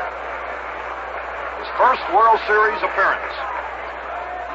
Spezio takes a fastball high. 3 home runs in 1 inning off a pitcher. Dick Hughes is the World Series record. 4 home runs in a game off 1 pitcher. Ties a record for home runs allowed. 5 home runs in 1 series off Hughes ties a record. Here's Spezio taking a strike over the outside corner. Lou Burdett held the record at 5 with the Braves in 1958. Now Hughes has tied that. Charlie Root with the Cubs and Gene Thompson with the Reds allowed 4 in 1 game. And Hughes tied that. Here's the pitch. Spezio fouls it back. And Hughes set a record allowing 3 home runs in 1 inning. Eddie Spezio leading it off, 2 strikes and a ball, the 6th game of the World Series, and the Red Sox are leading 4-2. If they hold that lead, it means it goes to the decisive game tomorrow with Gibson pitching against Lonborg. Here's a pitch on the way to Spezio. Hot shot on the ground to Foy. He's got it. Here's the peg to first base. Easy out. Spezio hit the ball sharply, but right at Foy. That's one gone, and it brings up Lou Brock. He drove in his first run of the series in the third inning with his 9th hit of the series. He stole his 4th base in that inning. But the Red Sox pounced on Dick Hughes. Elston Howard's going out to talk to Waslewski. And he's probably saying, I don't care what you throw, just keep him off base. Brock has been a standout in the series, but so has Yastrzemski. Yastrzemski's 2 home runs gave the Red Sox the second game victory as he drove in 4 of the 5 runs they scored. And it was his home run here today that tied it up in the 4th. Here's a pitch by Waslewski. Fastball strike over the outside corner. And Lou Brock didn't like that. Looked back at Paul Pryor. 1 man out, nobody on base. A ball game in the 5th. Red Sox leading 4-2. Here's a pitch. Ground ball to the first baseman's got it. The pitcher covers the toss. He's out. A spectacular play.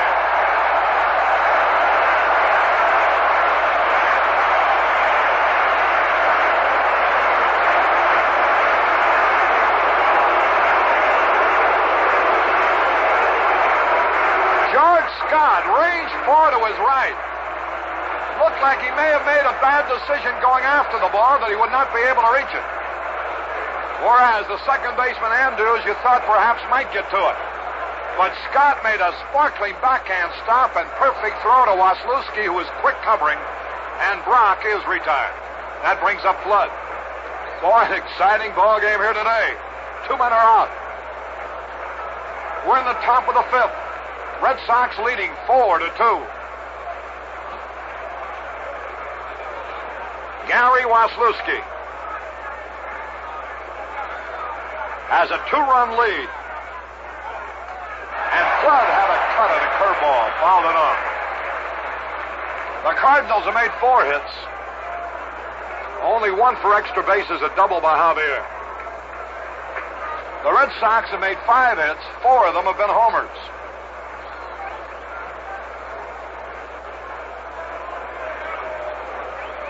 Curt Flood waiting. Now the sign. Waslewski, built like Jim Lonborg, tall and rangy, and equally handsome. The pitch. Foul back. And he's in the hole, strike 2.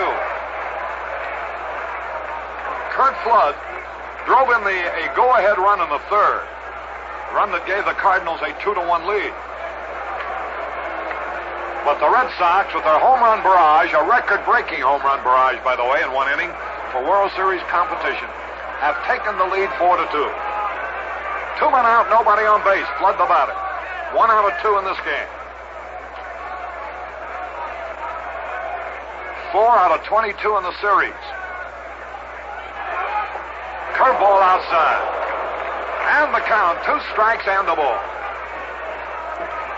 The Cardinals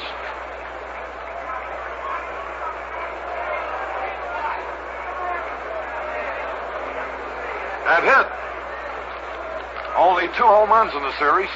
1 by Shannon, 1 by Maris. Both in their home ballpark.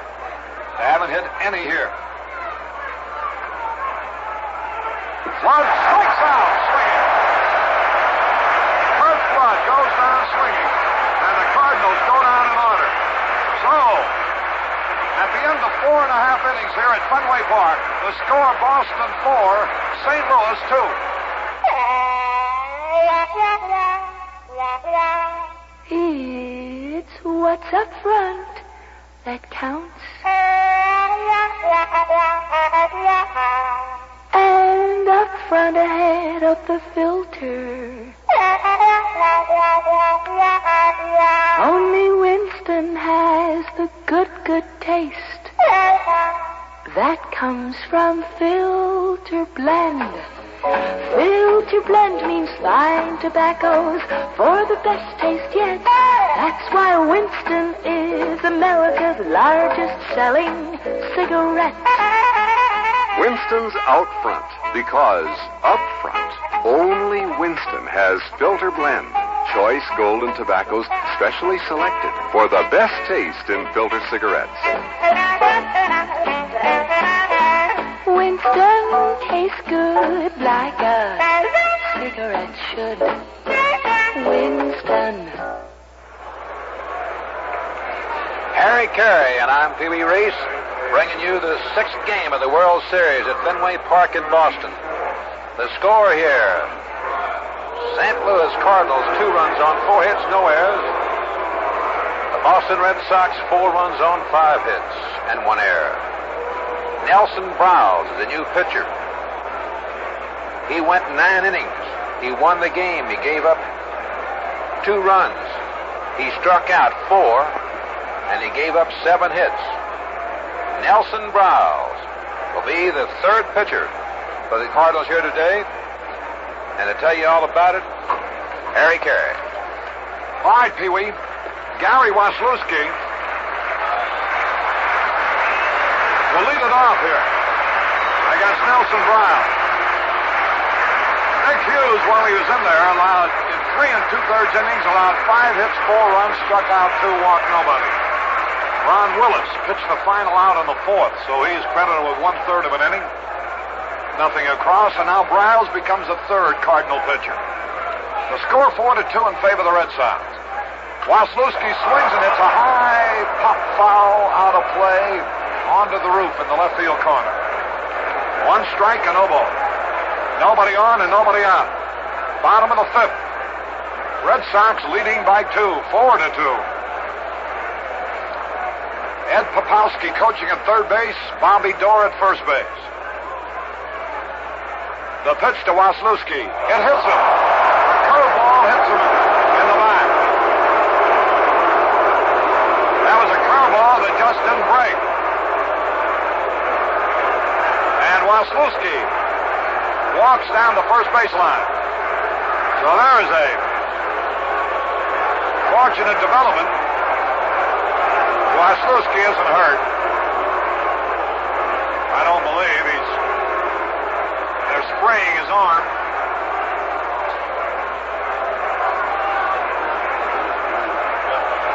Buddy LaRue is spraying the left arm where he was hit.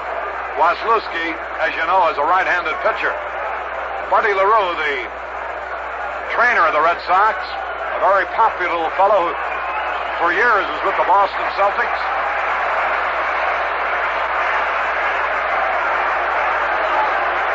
Joe Foy will be the batter. Nelson Browse hits the first man he pitches.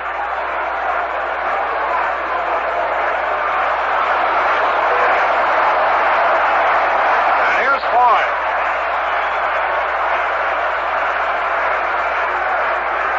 Foy, nothing out of 2. Right-handed batter. Browse pitch. Here it is. He bunts right back to Browse. Got to play it. He fumbles it, though, and has to throw to first. He had to play at second base, but juggle the ball. So it'll be a sacrifice from Browse to Javier. And that will give Mike Andrews and Carl Yastrzemski a chance at driving in another run. It's 4-2 in favor of the Red Sox. Andrews had nothing out of 2 against Hughes, batting .400 in the series. That .400 average dropped now to .250 with his 0 for 2.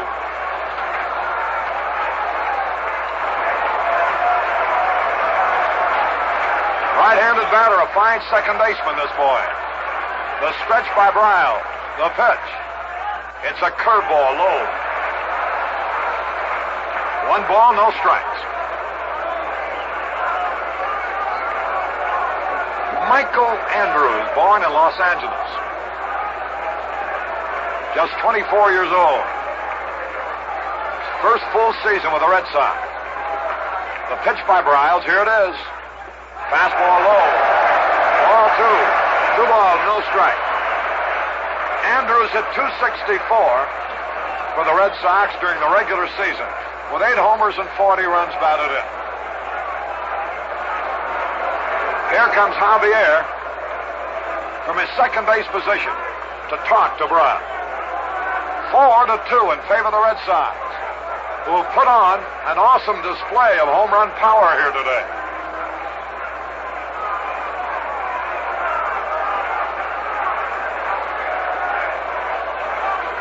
Javier plays Andrews straight away behind second base.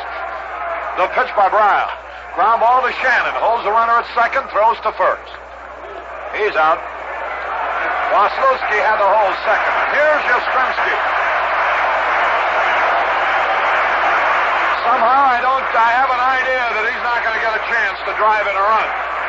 With first base open, there is no way that Mr. Yastrzemski will get a chance to swing that bat. Yeah, they're going to walk him.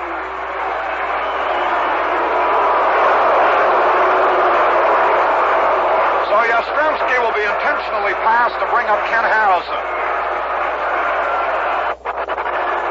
That'll put Red Sox runners at first and second with 2 away. Harrelson, of course, a long ball threat, especially in this ballpark.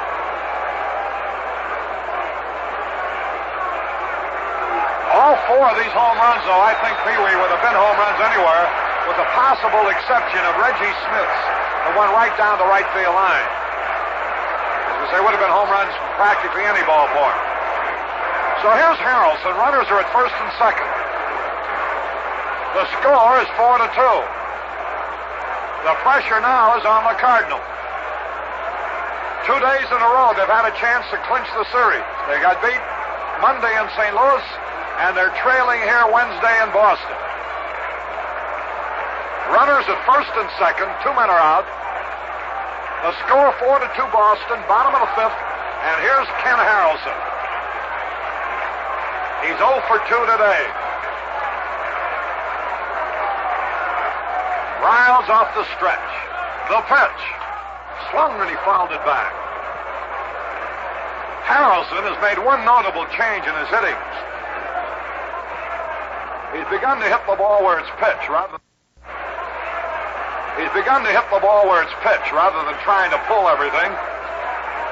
And he feels he's made himself a better hitter by hitting outside pitches towards right field rather than trying to pull them. The crowd is alive. The Red Sox are winning. 4-2 in the bottom of the 5th. The stretch by Brown. The pitch to Ken Harrelson. Low and outside. It's evened up with a ball and a strike. The Red Sox are turning the World Series into the same kind of a situation as they created in the American League pennant race. More lives and ninths. An admirable ball club, the way they bounce back at you. 1 ball, 1 strike. The pitch. Swung hard and he fouled back. Strike 2. I saw you wince on that cut, Pee-wee. I don't believe that Briles fooled Harrelson on that pitch right there. He really had a vicious swing at it. 2 strikes and a ball.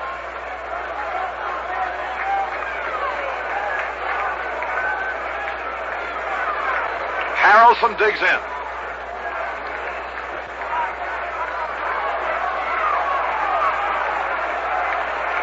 There's Briles looking back. And now fires the pitch. Popped up. Cepeda drifting back. Javier calls for it, though. In short right, he has it to retire the side. Harrelson popped to Javier. No runs, no hits, no errors, 2 left. And the score at the end of 5 innings, Boston 4, St. Louis 2. You notice how some infielders have the uncanny knack of always being right in front of the ball. They're in position and they're on their toes, and when the grounder comes, they're right there to make the play. Well, you know, most defensive drivers have the same ability. They know how to anticipate trouble and to be ready when it comes. When winter comes, and it won't be long now, they get set for snow and icy roads with a set of new snow tires. And the snow tires many good drivers prefer are B.F. Goodrich Trailmaker Silvertowns. They're built to the toughest 4-ply nylon cord and have the deepest biting edges you can buy. The Trailmaker tread is wide and deep, sends you over icy roads with sure-footed safety. Trailmakers are quiet, too, and they won't put you into the poorhouse either. You can get your Trailmakers for no money down. And if you want steel safety studs, your BFG dealer can handle that, too. So get in a position for winter right now. Get Trailmaker Silvertown snow tires from your B.F. Goodrich store or dealer. Well, we're going to the top half of the sixth inning. Harry Carey and I'm Pee Wee Reese, bringing you today's game. The Boston Red Sox out in front right now. They have hit 4 home runs. They have 4 runs, 5 hits. They made 1 error. The Cardinals, they trail. They have 2 runs on 4 hits, and they've made no errors. And the first hitter is Roger Maris, leading off for the Cardinals. He's had a fine series, and the couple of fellows following him, Orlando Cepeda and Tim McCarver, have not done too well, and I think that's one of the reasons the Cardinals are kind of lacking a little bit. When you get out Cepeda and McCarver, you've done quite a job. Harry? Okay, it will be Maris leading it off. He's had 1 out of 2 in this game. 7 out of 21 in the series, which is a .333 mark. He leads and runs batted in with 6, so he has done his bit. Had a fine season for the Cardinals, much better than the figures would indicate. 9 homers, 55 runs batted in, hit .261. But he won many a ball game for the Redbirds. Now he leads off the 6th, and Waslewski's first pitch. It's high and outside. Waslewski is tall and rangy. Wheels the ball sidearm into the left-handed batters. The pitch to Maris. Boy, that one had something on it, but the wild one goes back to the screen. Ball 2. 2 balls, no strikes. Waslewski, like all the other young Red Sox who have never been in a World Series, impress you with their poise under fire.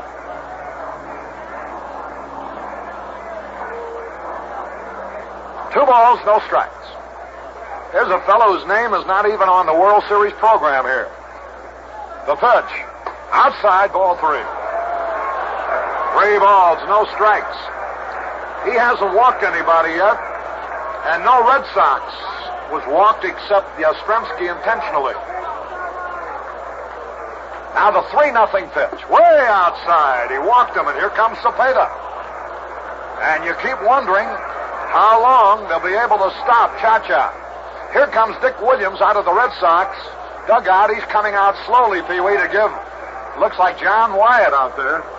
Yeah, I saw Sal Magley, the pitching coach for the Red Sox, get up in the dugout over there, and he gave the indication like a big round man. That meant John Wyatt. They always have some kind of a little signal for each pitcher in the bullpen. John Wyatt throws pretty hard. He has kind of a sinking ball. It's called a Vaseline or some kind of a pitch. It's a sinker, we'll call it, Harry. Dick Williams went out to talk to Waslewski, probably to give John Wyatt a little bit more time to warm up. Cepeda comes up. He fouled out to the third baseman, and he bounced out to the third baseman and never had a good cut either time. A runner at first and nobody out. The Cardinals trailing by 2 runs, 4-2. Cepeda, who's had 2 out of 21 in the series. The pitch. Swings trying to go to right field, and he fouls it back. 1 strike and no ball. The last time Orlando was in a World Series was with the San Francisco Giants. He had 3 out of 19 that time, so the opposition in the series has you so thoroughly scouted, and they really pinpoint the key men in a batting order.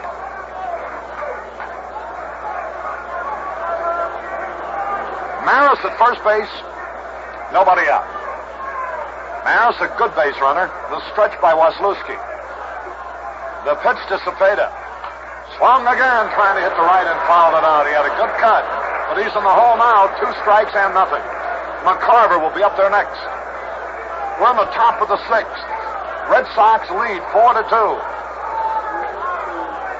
as they really flexed their muscles today with 4 home runs.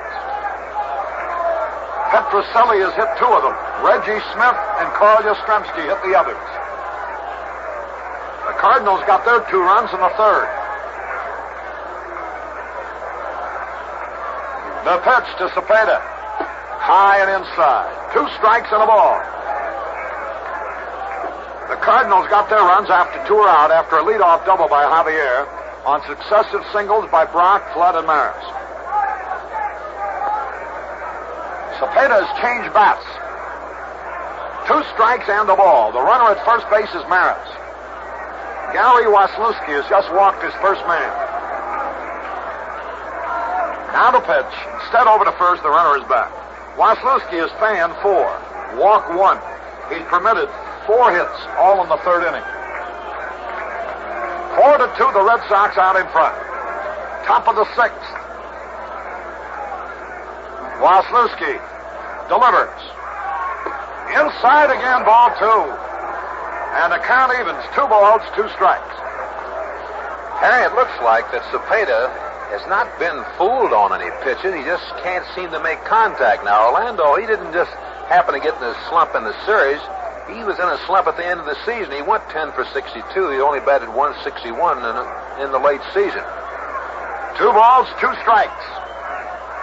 The pitch to Cepeda. Pop fly, short right field. Harrelson coming in. Waiting for the ball. He's got it. Wound up, grabbing it over his head with one hand as the wind carried it a little more than he thought. So here is McCarver now. On this kind of a day, McCarver is a home run threat with the wind blowing towards right field. He hit 14 during the regular season, which was his career high. He, like Cepeda, has had trouble in the series. McCarver's 2 out of 18. Cepeda's 2 out of 21. Make that 2 out of 22 now. McCarver, left-handed batter. Maris, the runner at first. Waslewski's pitch. Way outside. 1 ball, no strikes. Waslewski's been moving that ball around. Has a good sinking fastball. And he has himself a 2-run lead as John Wyatt is still working in the bullpen for the Red Sox.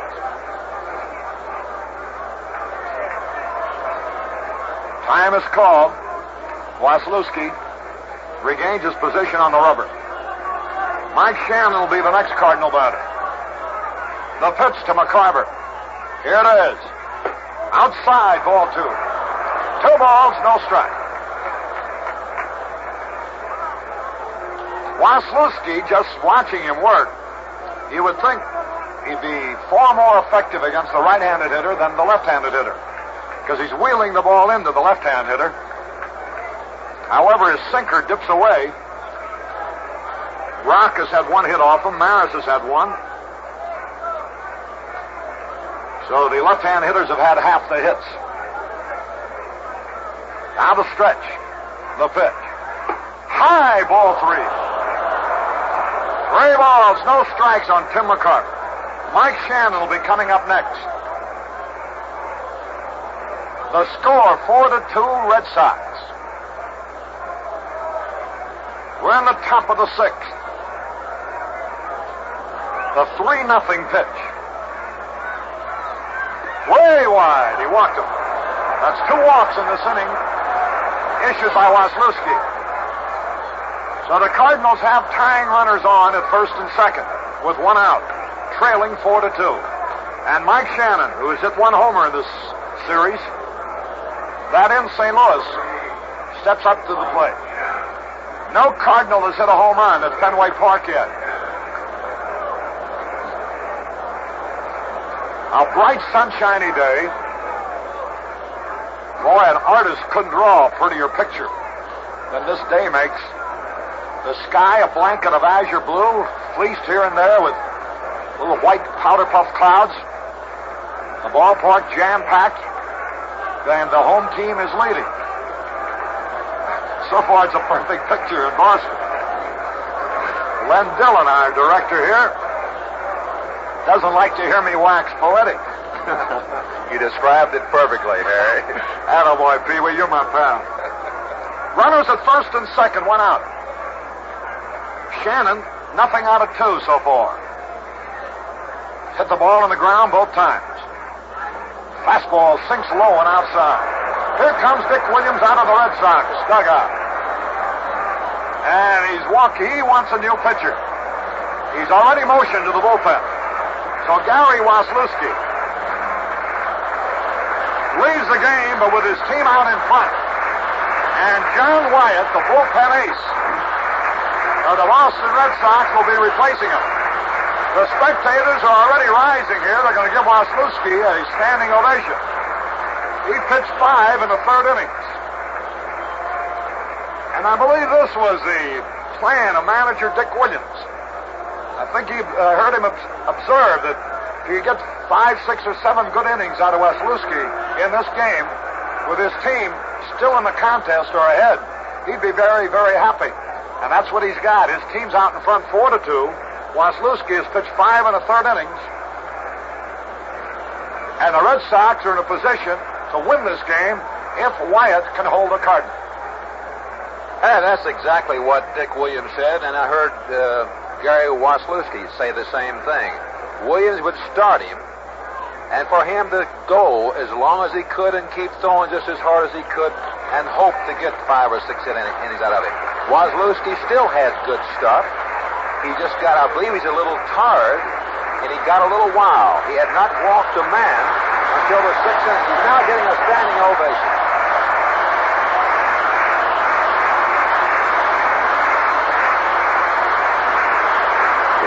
KMOX FM, St. Louis.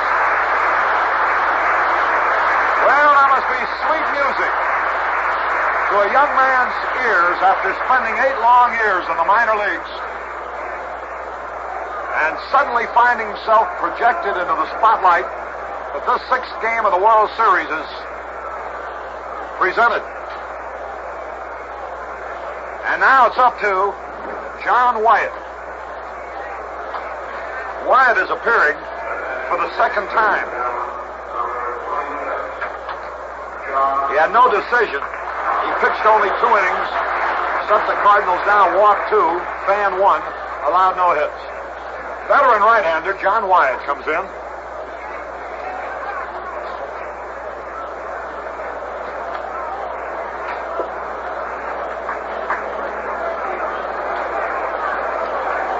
Mike Shannon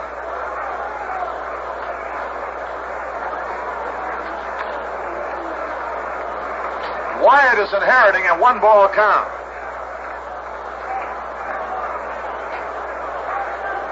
Wyatt was with Kansas City for about 6 years or so. Traded to the Red Sox, along with Roland Sheldon and outfielder Jose Tartabull. The pitch to Shannon. Popped up. On the infield is Pet Pacelli. Infield fly rolled in effect. He makes the catch anyhow. Shannon on the first pitch. Pop. Pet Pacelli. Wyatt won 9, lost 6 with an earned run average of 2.50. He's 32 years old. You know, these Red Sox have made some key deals. And their general manager, Dick O'Connell, deserves a lot of credit. For example, Wyatt, their ace in the bullpen, and they also have Tartabull, who has helped them this year. Started several games in this series. They picked up Harrelson. It wasn't a trade. Invested a little money and it's paid off. Here's Javier with runners at first and second and 2 out. Wyatt, a right-hander, stockily built. The pitch is low and outside. And boy, he really wheels from the side.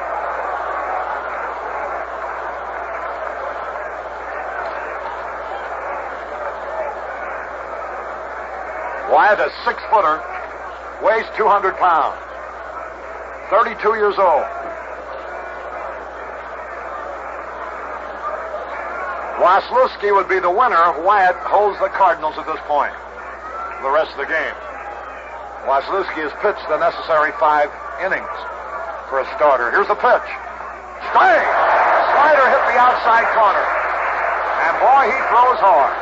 And I would imagine he's good and strong. He's only worked 2 innings in this series, which now is a week old. 1 ball, 1 strike, 2 men are out. Top of the 6th. Red Sox out in front, 4-2. Javier waiting. He's had 1 out of 2. The pitch. Swung and a miss, strike 2. Wyatt has a peculiar spin of his body, which I would imagine would add to the distraction of the hitter who hasn't seen him often. He sort of spins as if he's going to throw to second base before he delivers. Maris is at second base. McCarver's at first base. 2 men are out. Javier in the hole, 2 strikes and a ball. Cardinals trailing by 2 runs.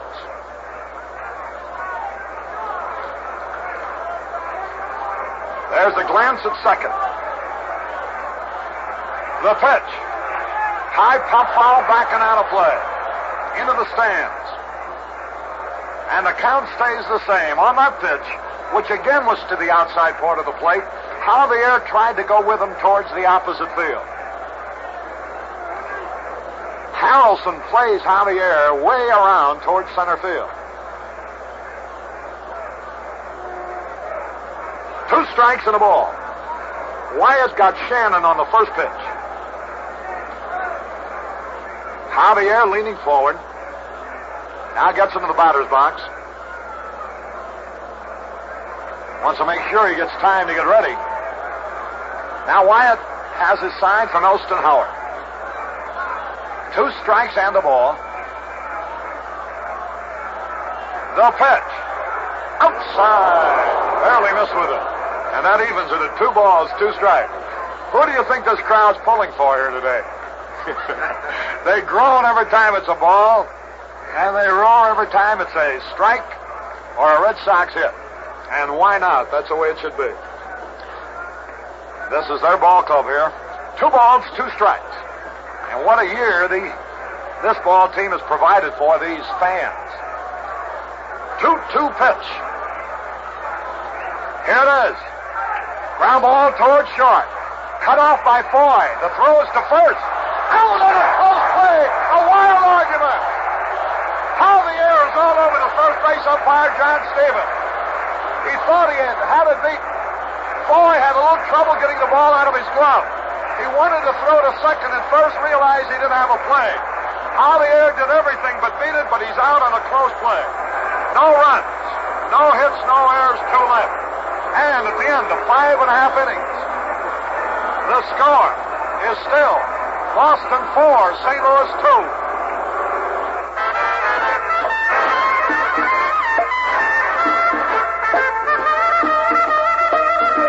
Now Pocahontas said, "Dear Daddy, I'm off to see the Dodge boys spread. My captain's gotta have a charger, or I think he's gonna lose his head. He got the fever, Dodge fever, with just one look at a shape he'd never seen. Fever from the Charger, the one they call the clean machine. You got the fever, Dodge fever. You got the fever, Dodge fever." 68 Charger, a great new shape, a sports car feel, and a price that's been reduced this year by more than $100. It's easy to see why Charger has the highest sales increase in America. Check it out at your Dodge dealers today. Red Shandies has been out discussing heatedly with first base umpire John Stevens the play that ended the top of the 6th inning. Red now has just returned to the Cardinal dugout. You know, in a World Series, Pee Wee, I guess at the order of the commissioner, there's not too much heat shown so far as arguing with an umpire. And I think this is the most reaction I've yet witnessed. I believe it is, Harry. Foy cut over that hole on the ball, made a good play. He looked like he was going to second. He looked up and saw McCarver had the play beat at second base and took that little extra time to go to first base, and I will say it was close.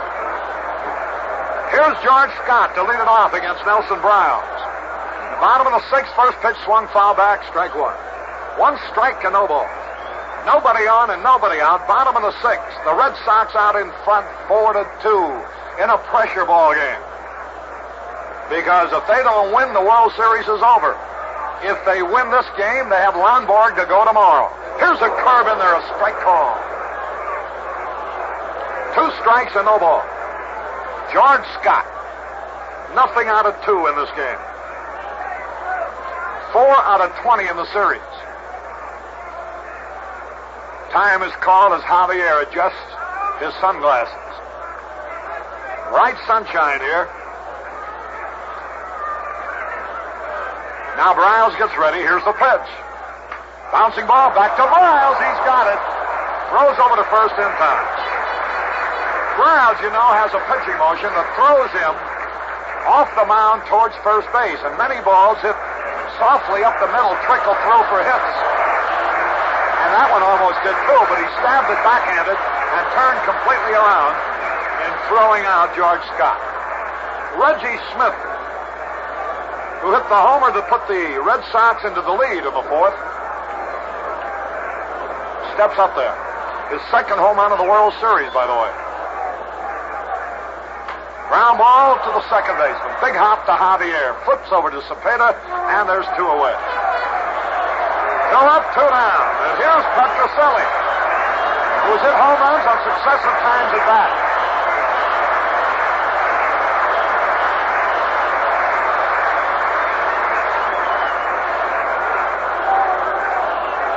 The outfield shades Petrocelli towards left field. He's had 3 hits in this series. All have been against Hughes. Swings and foul tips the first pitch. He has driven in 3 runs in this series, all against Hughes. So I imagine one pitcher that Rico Petrocelli will send a Christmas card this year will be to the Cardinal right-hander, who won the most games of any pitcher on the Cardinal staff, by the way, this year, 16. Jack LeMabe is limbering up on the bullpen for the Cardinals.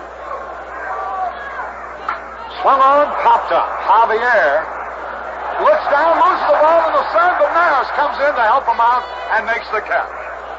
Petrocelli pops to Maris in short right, who realized that Javier had lost the ball in the sun and came in. 1-2-3, nothing across. The score at the end of 6 innings, Boston 4, St. Louis 2. Now we're happy to present the worst person of the week. Our scouts have made their selection of worst person, and your name is... I'd rather not give it. You know, with the awful things I've done. Okay. Now, you are a family man. Did your wife know how awful you were when you got married? Well, she got an inkling of it when I refused to say I do at 3 different wedding ceremonies. That's terrible. What are some of the latest dreadful things you've been doing? Go into a department store wearing a carnation looking like a floor walker. People ask me directions. I send them to the wrong floor. Despicable. I like to drive on the turnpike in weekend traffic and purposely run out of gas in the middle lane. Then I get out of the car and just shrug a lot. Oh, I've seen you. The worst thing I do is to my own family. I hide the can of Right Guard just when they're all getting ready for a big night out. They all share the Right Guard? Well, that's the beauty part of it. It's a spray, see? And they all use it. So I don't leave just 1 or 2 defenseless. I leave them all 6 defenseless. You certainly are the worst person of the week. Thank you. And another horrible thing I do is leave myself defenseless. I've noticed. Top half the 7th inning. St. Louis Cardinals 2 runs on 4 hits. The Boston Red Sox 4 runs on 5 hits. Dow Match will be the first hitter. We have a new right fielder, Jose Tartabull. Harry? All right, Pee Wee, Maxville is nothing out of 2 in this game. 2 out of 14 in the series. Tartabull has just been announced in right field as a defensive move by manager Dick Williams.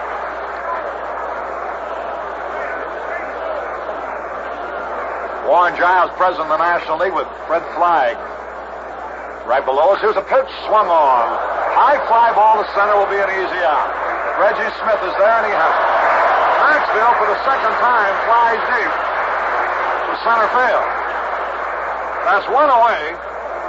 And now Bobby Tolan is going to bat for Nelson Brown. Browns pitched 2 scoreless innings. Didn't allow any hits. Walked 1 intentionally and hit 1. Bobby Tolan, batting for Nelson Brown, as the Cardinals trail by 2 here in the 7th. Wyatt's pitches a fastball low and outside. Tolan making his 3rd appearance in a World Series game. All this year, of course, he's hitless. Now the pitch, and it's a curve inside. Ball 2. Lou Brock will be next.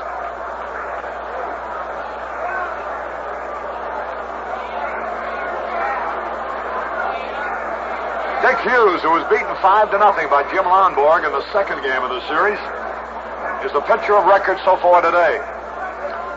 Here's a pitch. Ball 3, low and outside. Bobby Tolan leading off, batting here with 1 out, batting for the pitcher, Nelson Brown. Lou Brock would be next. Joe Schultz coaching at 3rd, Dick Sisler at 1st for the Cardinals. 32-year-old veteran right-hander John Wyatt looks down. The 3-0 pitch. He walked in ball 4 on 4 pitches. So here's Brock coming up with a runner at 1st and 1 out. The outfield shifts around towards left field for Brock. Elston Howard. What an acquisition that was by the Red Sox. His experience, Savoir Faire. Many a World Series with the Yankees is certainly doing their young pitching staff a great deal of good in this World Series. Gary Bell has started to warm up now for the Red Sox.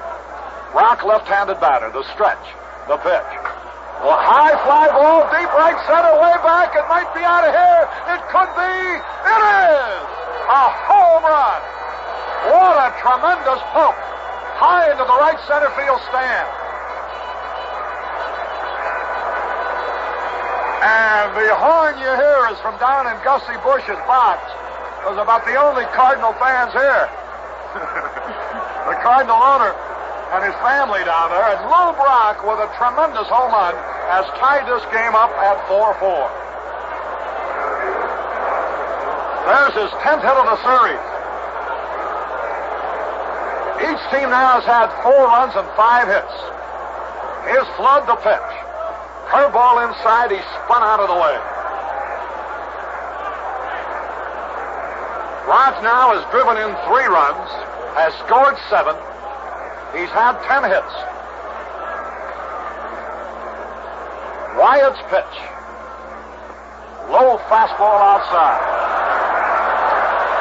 Here comes Dick Williams out. This was the Cardinals' first home run of the World Series in Fenway Park. And that, Pee-wee, like I said about several of the Red Sox homers, would have been one in any ballpark in the world. Hey, Lou Brock, the more I see of him, the more he amazes me. He's not a big man. Of course, he's not too small. He must be around 5'11", 175, 180 pounds. With all this tremendous speed that he has, he hit that ball in left center field, in right center field, must have been 40 rolls. Of course, the wind helped it a little bit, but he does have tremendous power. That he does. Here's the pitch to Flood. Strike called at the knee. Brock, as a leadoff man for the Cardinals during the regular season, hit 21 home runs. It's rare indeed when a leadoff man has that kind of home run power.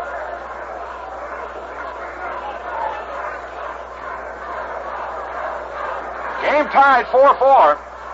Here's the pitch to Flood. Sliced foul out of play off to the right, and the count is even. 2 balls, 2 strikes. Now, both starting pitchers are off the hook. Gary Waslewski no longer can be the winner of this game, and Dick Hughes can no longer be the loser. We've had 5 home runs in this game, 4 by the Red Sox. Here's the pitch. All 3 is low and inside. 3 balls, 2 strikes. Roger Maris will be next. John Wyatt, who got out of a jam in the 6th, has gotten into his own trouble here in the 7th. On a walk to Tolan and a tremendous home run by Lou Brock. Now the pitch, here it is. Low pop fly, short center field. Reggie Smith almost falls down, but he makes the catch. Blood flies to Smith, who, as he was running in, almost slipped and fell, but caught the ball for the 2nd out. And here's Roger Maris. We're tied 4-4 here in the top of the 7th. The Red Sox have Gary Bell working in the bullpen, which would indicate they will pinch hit for Wyatt in their 7th. Wyatt will be the 2nd batter coming up. Here's Maris and Wyatt's pitch. He was really pulling on that one, but bounces it foul into the Red Sox dugout behind first base. Maris has had 1 homer, that off Lonborg in St. Louis Monday, with 2 out in the 9th, preventing Lonborg from registering his 2nd straight shutout. Although he did get his 2nd straight victory. The windup by Wyatt, the pitch. Popped up. Left center field. Yastrzemski coming over, and Reggie Smith. Smith takes it. Maris flies to Smith. 2 runs, 1 hit. No errors, and nobody left. And at the end of 6.5 innings, it's all tied up. St. Louis 4, Boston 4. Hi, honey, I'm home. Hi, I'm upstairs. I'll be down in a minute. Okay. Have a good day? Oh, yeah, horrible. Yeah, lost your job again, huh? Yeah. I bought some new super king-size Winston cigarettes today. They're on the table in the hall. In the gold and red pack? That's right, great taste. It's not how long you make it, it's how you make it long. Took our son to the dentist today. What happened? 20 new cavities. Ouch, wowee. Well, I can't find the money. Oh, listen, John, maybe they're in the table on the other side of the living room. What's the table doing over there? What'd you do, rearrange the furniture again? No, John, I always keep the table over there. John? Yeah. Cynthia? Mr. Fredericks, are you in the wrong house again? Tastes good. Tastes good. It should. It should. It's Winston. Jack LeMay will be the new Cardinal pitcher, and so let's pause here 30 seconds for station identification. There's more to a World Series than the meeting of 2 great teams, just as there's more to a white owl than just smoke. Take that White Owl Ranger. Stands tall in the box, slim and trim. The Ranger delivers mildness. But there's even more than that to a White Owl Ranger. But we'll let you discover that for yourself. Then you'll know why we say you get a lot more from a white owl than just smoke. KMOX FM, St. Louis. With Pee Wee Reese, this is Harry Carey at Fenway Park, Boston. This game is tied up 4-4. And what a seesaw we've had here today. The Red Sox on Pet Vaselli's homer took a 1-0 lead in the 2nd. The Cardinals came back with 2 in the 3rd to lead 2-1. The Red Sox went home run crazy in the 4th with 3 home runs to take a 4-2 lead. And then Lou Brock hit a homer with a man on in the Cardinals' 7th to tie it. Jack LeMay, who for 2 years was a member of the Red Sox, makes his home in Springfield, Massachusetts. 31-year-old right-hander. He won 3, lost 7. During the regular season, he's making his 3rd appearance of this series. And the first man he'll face will be Elston Howard. John Wyatt kneeling in the on-deck circle. So maybe he's going to hit for himself. Here's the pitch to Howard. And it's a curveball outside. Elston Howard has had nothing out of 2 in this game. 2 out of 14 in the series. Ball game in the bottom of the 7th. Tied up 4-4. Howard swings and fouls one into the stand. That evens it up. A ball and a strike. Boy, it's been an exciting World Series. As the amazing Red Sox have pushed the Cardinals right to the limit.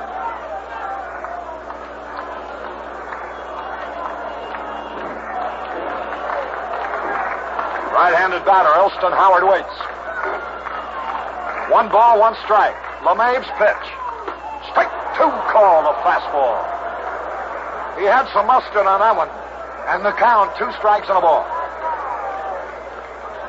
John Wyatt due to be next. Cardinals have used 4 pitchers now. The Red Sox 2. Howard steps out of the batter's box. He's in the hole, 2 strikes and a ball. The pitch. Curveball missed with an outside. And that evens it, 2 balls, 2 strikes. Howard was unhappy when he left the Yankees. But things turned out like roses for him. Here he is in another World Series. A pitch, foul back. He was in 9 of them with the Yankees. He's had 5 home runs in World Series play and has hit .261. The first time he ever batted in a World Series was against Don Newcomb, Yankee Stadium, and he homered his first time at bat. 2 strikes, 2 balls, a pitch. Bouncing ball. It might be a tough play for somebody. Here's Shannon throwing. In time, he almost collided with Maxwell. Oh, that was a slow dribbler past the mound, rolling toward Sharp. Shannon and Maxwell were both sprinting for the ball. Shannon got there first. And still running, fired to Cepeda for the out. And now we're going to have a pinch hitter coming out. Looks like Dalton Jones. Dalton Jones, who has hit well in this series. He's batted .353 with 6 hits. Dalton Jones will be the batter. So we'll have a new Red Sox pitcher coming out in the 8th. Cepeda comes in to talk to Jack LeMahieu. 1 out, nobody on. The game tied. Jones had 3 homers, 25 runs batted in, hit .289 during the regular season. A line drive hitter who hits the ball to all field. Here's the pitch by LeMahieu. Fastball outside. And Jones wants the umpire to look at the baseball. He does and tosses in a new one. The sun has gone into hiding at the moment. The pitch to Dalton Jones had a good cut and he fouled out. 1 ball, 1 strike. Boy, after a 162 game schedule, this might wind up with only 1 game deciding the championship. Should the Red Sox win this one today, that's what the situation would be tomorrow. The pitch to Jones, high outside. 2 balls and a strike. Joe Harner is working in the Cardinal bullpen. A left-hander who was touched for a 2-run homer by Yastrzemski in the second game of the series. Here's a pitch. Line drive, base hit, right field. Dalton Jones singles to right.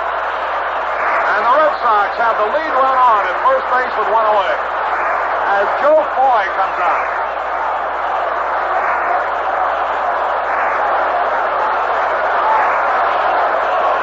That home run that Yastrzemski hit in the 7th inning of the second game was with 2 on, a 3-run homer off Joe Harner.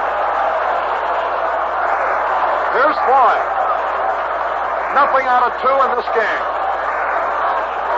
1 out of 10 in the series. Hit 16 homers during the regular season. We're in the bottom of the 7th. The pitch by LeMahieu. Low outside. 1 ball, no strikes. Dalton Jones delivered his 7th hit of the series. A line single to right. Now the pitch. Line drive left field. Brock coming over. Leach can't get him off the wall. Here's Jones, got a chance to score. He's around third. Here's Brock throwing towards the plate. And safe. The throw gets away. Boy winds up at third base.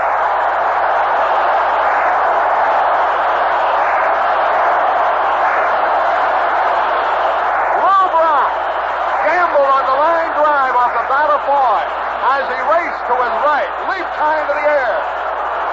When he failed to make the catch, he was in no position for the rebound. The ball bounced towards center. He had to recover it.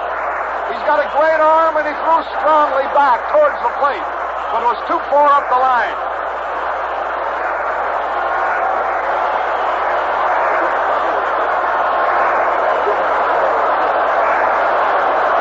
Let's see if they're going to credit Foy with a double or triple. He has driven in a run that puts the Red Sox into the lead. And that's going to be all here for all the name. It's a double for Foy, driving in a run that gives the Red Sox a 5-4 lead. With Mike Andrews, double for Foy, driving in a run that gives the Red Sox a 5-4 lead. With Mike Andrews due to be the hitter. We have Ray Washburn out in the bullpen, along with Joe Horner. I believe it's going to be Horner.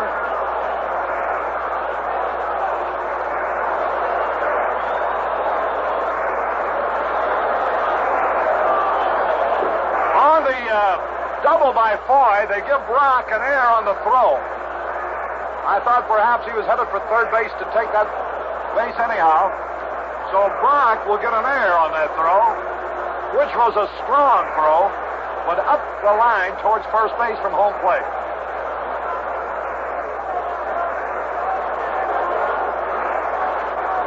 When you play daringly, there are sometimes you're going to fail.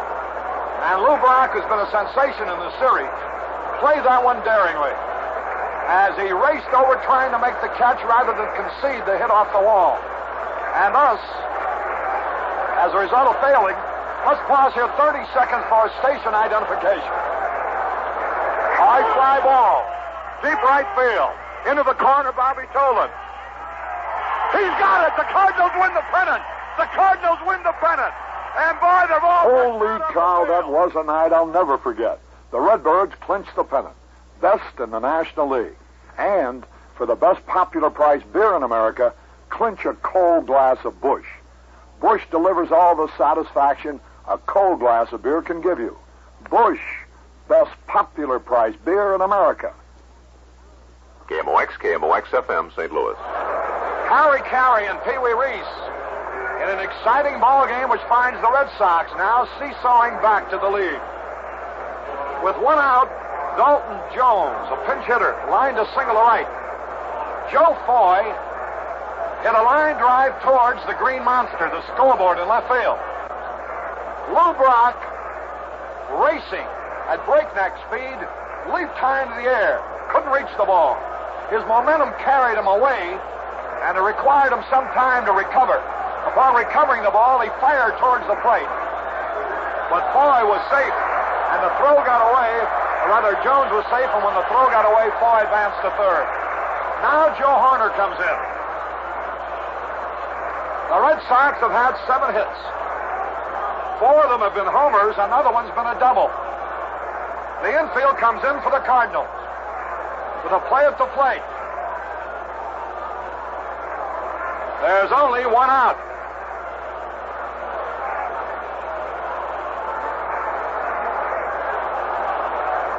Mike Andrews is hitless in this game. Horner gets ready. Here's the pitch. Strike called, a fastball. 1 strike and no ball. Maris plays a reasonably short right field against Andrews.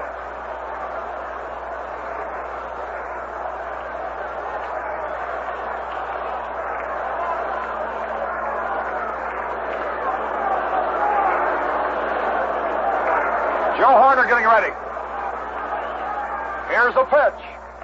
Inside a fastball. And the count is even at a ball and a strike.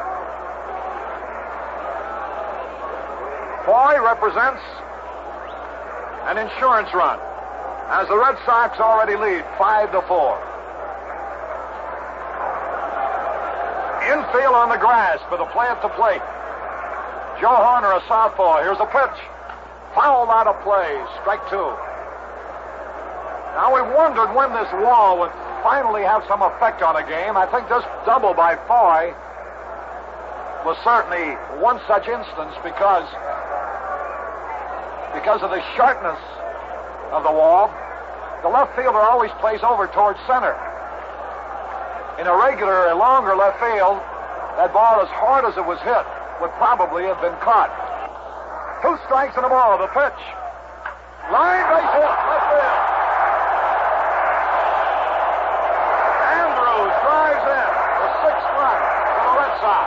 They have a 2-run lead.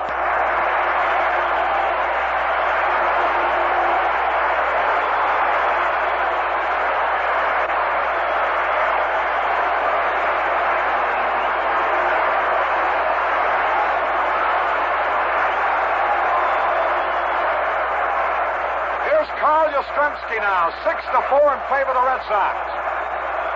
Yastrzemski homered in the 4th off Hughes. Here's Horner's pitch. Ground ball headed for right field, base hit. Here's Andrews around second, racing for third. He'll make it. Yastrzemski singles to right. Andrews going to third. Boy, you never know about a World Series. The Cardinals' biggest hitter during the season, Orlando Cepeda, has been completely stopped in this series. The Cardinals' biggest winner during the regular season, Dick Hughes, has been knocked out twice. And the Cardinals' finest relief pitcher all year long, Joe Horner, hasn't been able to get anybody out. And here comes Red Shandy. And that's going to be all for Horner. Jose Tartable will be the batter. Let's see, they have Larry Jaster down in the bullpen along with Ray Washburn. Jaster being a left-hander, Washburn a right-hander.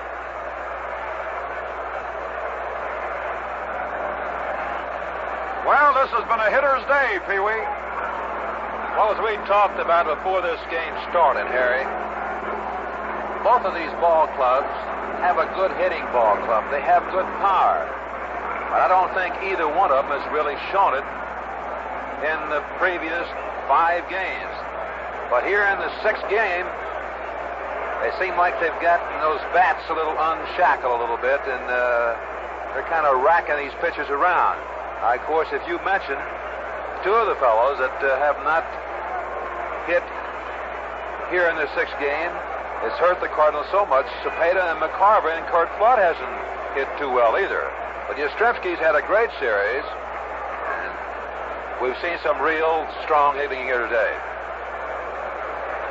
In this inning, with 1 out, Dalton Jones, a pinch hitter, singled. Foy doubled off the left field wall, scoring Jones, and when Brock's throw to the plate was wide, Foy took third. That was all for Jack LeMahieu, who started this inning. And then Joe Horner came in. The first man he faced, Mike Andrews, a right-handed batter, singled in Foy to make it 6-4. The second batter he faced, Carl Yastrzemski, a left-handed batter, single to right, sending Andrews to third. And now Larry Jaster becomes the Cardinals' 6th pitcher.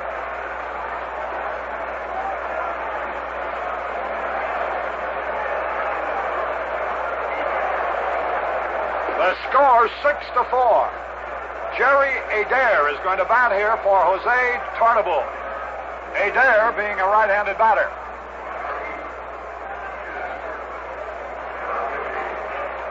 This ball game started on a hitting note when, with 2 out in the 2nd inning off the starting pitcher Dick Hughes, Rico Petrocelli homered. They gave the Cardinals, the Red Sox, a 1-0 lead over the Cardinals. But then in the 3rd, a double by Javier and base hits by Brock, Flood, and Maris enabled the Cardinals to go ahead 2-1. Then in the fourth inning, also off the start of Hughes, Yastrzemski, Reggie Smith, and Petrocelli all hit home runs to establish a World Series record for home runs in one inning off one pitcher. That gave the Red Sox a 4-2 lead. Then, in the seventh inning, with a man on, Lou Brock homered to tie it up at 4-4. And here, the Red Sox have taken the lead in the bottom of the seventh. Jerry Adair with runners at first and third. Adair in this series is hitting .125 with 2 out of 16.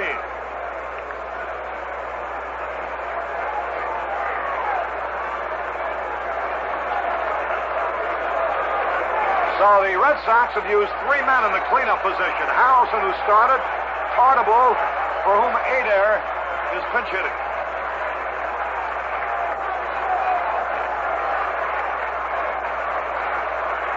Adair hit .273 during the regular season. The pitch is a fastball low. The Cardinal infield is playing halfway. Around short and second, with 1 out, runners at first and third.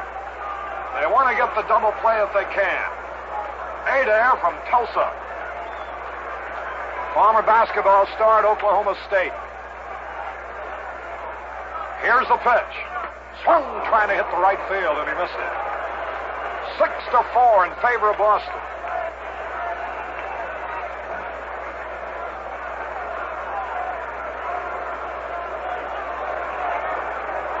The Red Sox have hit 4 homers in this game. The Cardinals have hit 1. Now Jaster's pitch. Fouled out of play into the press box.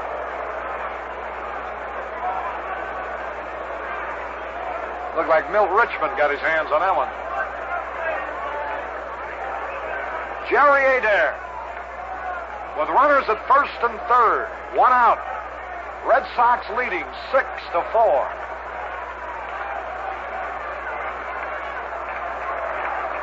Jaster's pitch. Long drive center field. Flood will get it, but the run will score.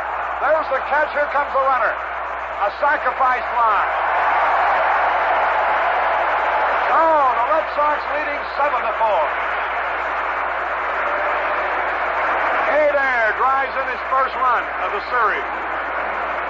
With a count of 2 strikes and a ball, he lined to Flood in center field, and Andrews tagged up and scored after the catch. Here now is George Scott.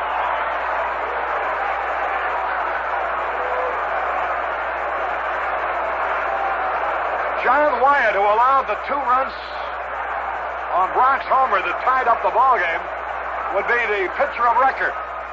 Here's a pitch high. He went out for a pinch hitter in this inning when Dalton Jones batted for him and singled to right. And that started it all.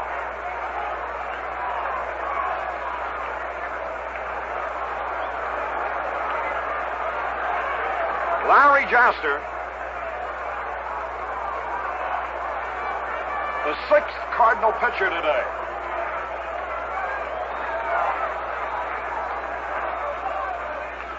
He swung and he missed. He tried to stop. He had gone around. That evens it up at a ball and a strike. If the Red Sox win, it necessitates the 7th and final and decisive game of the World Series here tomorrow, with Bob Gibson for the Cardinals and Jim Lonborg for the Red Sox. And perhaps never will there have been a more dramatic setting in World Series history. 1-1 pitch. He had a cut and he missed. Strike 2. 2 strikes and a ball. George Scott, nothing out of 3. 4 out of 21 in this series. Yastrzemski, who has now enjoyed 2 3-hit games in this series.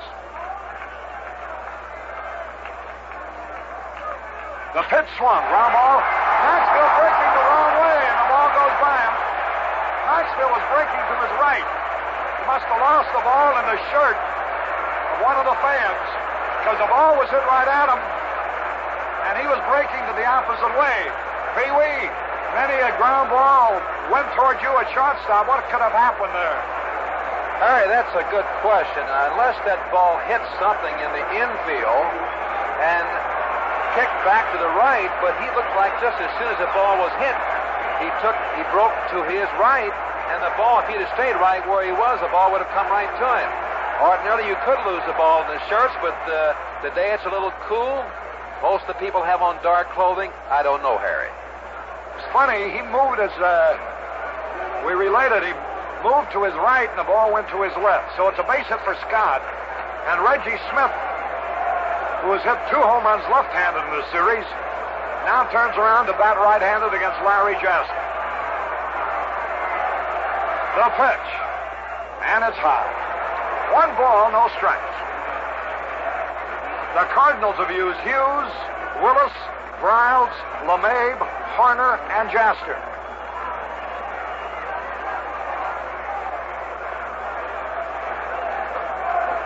Reggie Smith. The pitch. Strike called at the knees. And that evens it, a ball and a strike. Runners at first and second. 2 men are on. 3 runs have scored. This is the second 3-run inning that the Red Sox have had today. The pitch. High pop fly, short left center. It might drop. Everybody chasing it. Base hit. Here's a 1-run scoring. Here's Blunt's throw towards the plate, cut off. And Reggie Smith goes to second base.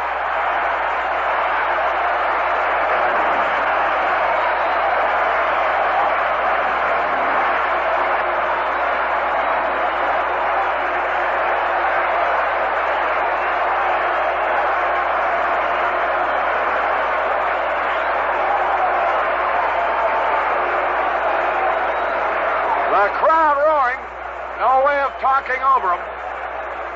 These fans are enjoying themselves today as the Red Sox now scored 4 in the 7th. And Larry Jaster's going to be taken out. He faced 3 men, retired 1 of them, the other 2 hit safely. Joe Horner faced 2 men, both got hits, both have scored. His earned run average will soar astronomically as a result.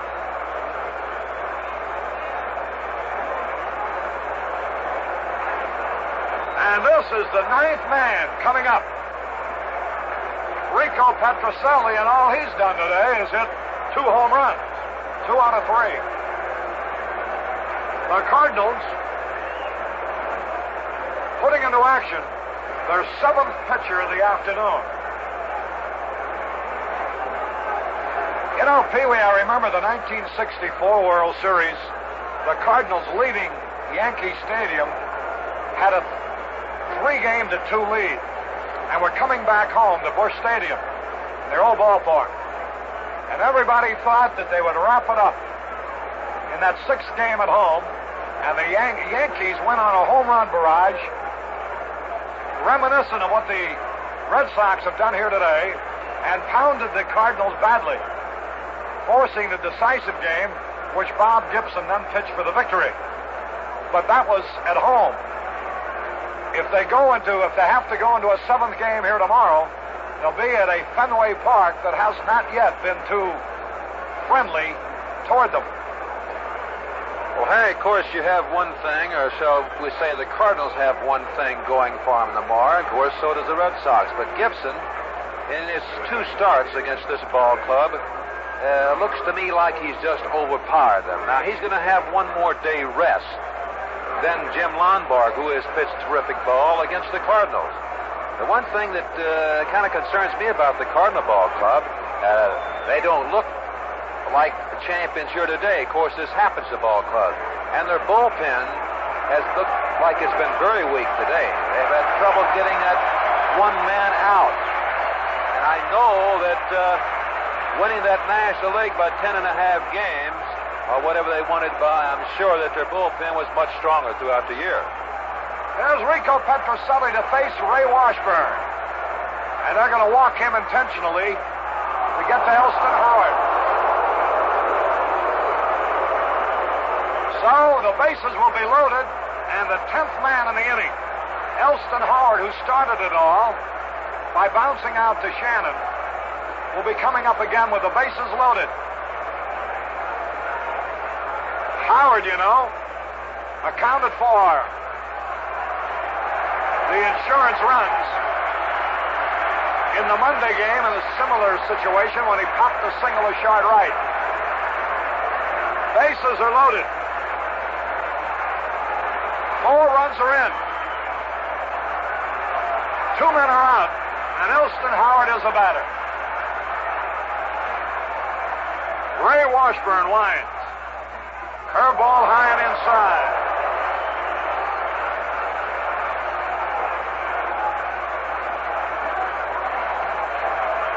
This is the 7th pitcher. We're in the bottom of the 7th. Here's a pitch swung and missed, the curveball. The Red Sox are leading 8-4. They've had 11 hits, 8 runs, 4 home runs.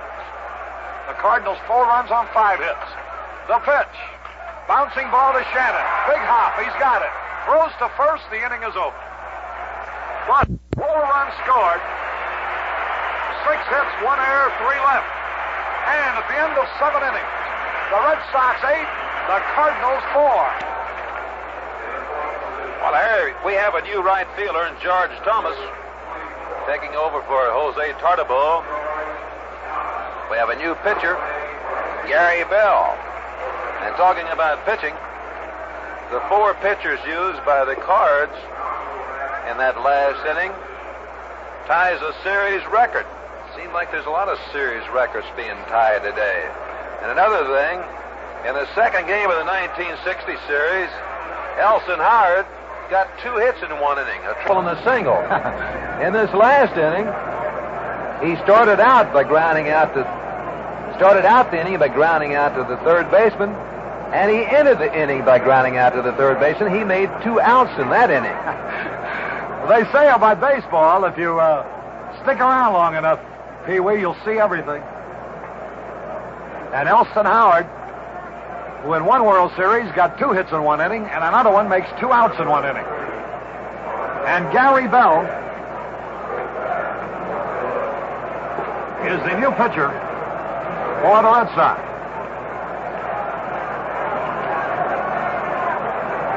Top of the 8th, Cepeda leads it off, 8-4 Red Sox. Bell's first pitch is a high inside fastball. Bell's appearing in his 3rd game. He started 1, he relieved in 1. He lost the game he started. Shannon hit a 2-run homer off of him in that game. Here's the pitch on the way to Cepeda. Oh, and he missed. And the count evens at a ball and a strike. Cepeda with nothing out of 3 today. This is the 4th game out of the 6 that he's been hitless in. He's driven in 1 run. He hasn't hit any homers. He's 2 out of 22. Fouled it back and out of play, and he's in the hole. 2 strikes and a ball.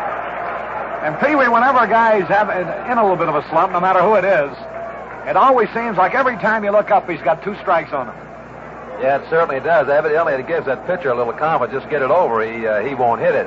But as I said before, it looks like, now, you know, if the pitcher was throwing him a curveball and making him look bad, you'd say, well, this fellow's timing is completely off. But he's having a very good cut at the ball, staying it on the ball, but all he's doing is popping it up, just not quite getting it, or he's fouling the ball off. Top of the 8th, 8-4 in favor of Boston. And Gary Bell winds. Here's the pitch. He didn't mean to swing. A little tap over the pitcher's head. In fast, the second baseman can't make a play. It's a hit for Cepeda. On a little roller over the pitcher's head. Andrews came charging in, but the only possible play he would have had is if he could have picked the ball up barehanded, which he didn't do. So it's a scratch hit to start the 8th. And here's McCarver. Like Cepeda in a slump in the series, 2 out of 18. You have to admire Cepeda, he gets down on first base. This is this is a real cheap hit he just gets, but he hasn't lost his spirit. He's hollering to McCarver, giving him the fist, says, come on, let's go. That's great. So we have a Red Sox leading 8-4. Here's a pitch to McCarver, swung on and foul. The Cardinals have a runner at first base with nobody out in the 8th. 8-4. Boston. Activity out there in the Red Sox bullpen. A left-hander, the only left-hander they have is the 19-year-old youngster Ken Brett. So he's working out there. McCarver with a count of strike one. The pitch. Curveball inside evens it up. 1 ball, 1 strike. Gary Bell.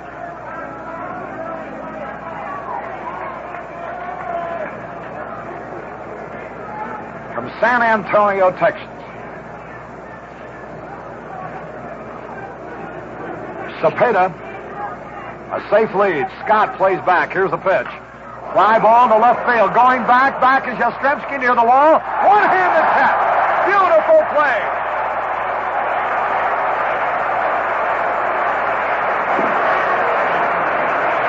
Carl Yastrzemski ran almost into center field for McCarver's long drive and hauled it in with one hand over his shoulder.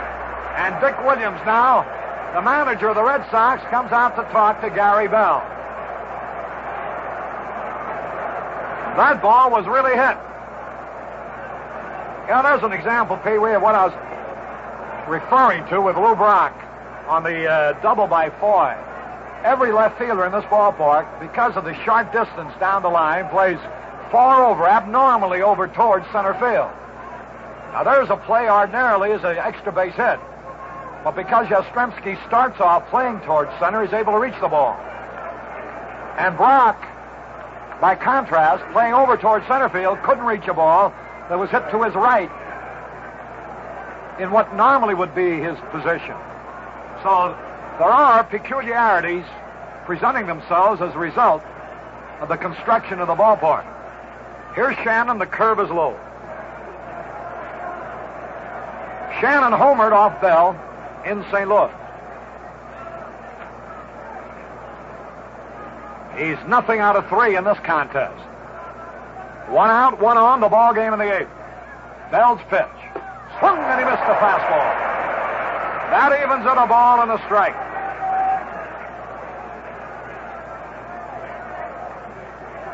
The Cardinals have had 4 runs on 6 hits. The Red Sox have made 8 runs with 11 hits. And 4 of those 11 hits have been home runs. 3 of them in 1 inning. Shannon swings, a fly ball to left center. Yastrzemski chasing this one. So's Reggie Smith. Off the wall. There's Cepeda going into third, and Shannon to second with a double. Ooh, that Reggie Smith picked the ball up at the 379 mark and threw it into second base on the fly.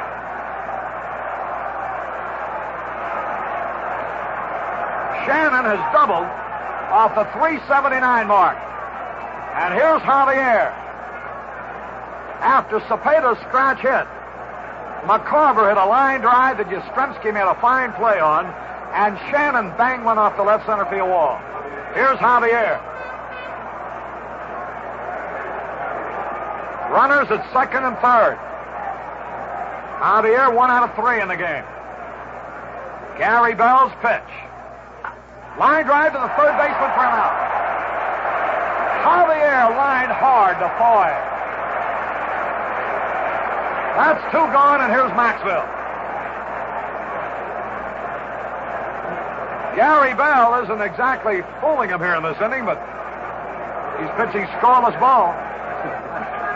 Runners are at second and third with 2 out. Maxwell, nothing out of 3 in the contest. 2 out of 15 in the series. Time is being called for Ray Washburn, the pitcher, to come out on the on-deck circle. That's one of baseball's technicalities. The next hitter must be kneeling in the on-deck circle. Here's Bell's pitch to Maxwell. Fastball is high.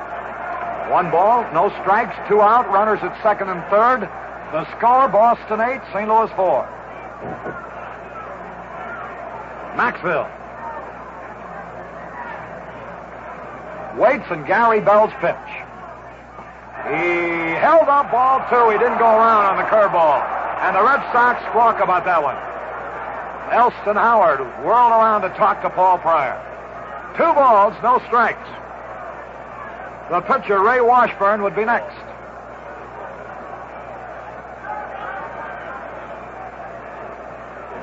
Now the signal. Here's the pitch.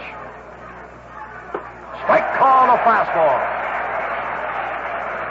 Hal Woodishik, veteran left-hander, who started in the American League, is now warming up in the bullpen for the Cardinals. 2 balls and a strike. Maxville the hitter.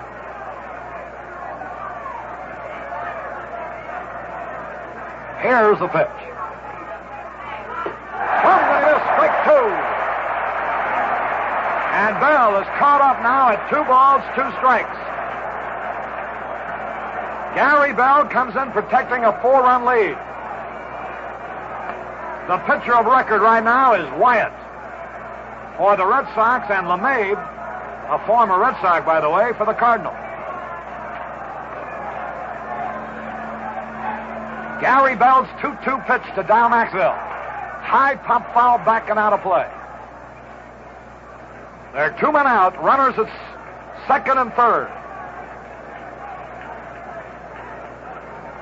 We're in the top of the 8th. A wild ball game today, in which the Red Sox are leading 8-4. 2 balls, 2 strikes, 2 out, 2 on. Gary Bell is ready. The pitch to Maxville. Here it is. Ball 3. And the count is full. And if he walks him, it would bring up the tying run. Whomever it might be, it won't be Washburn, who is scheduled next.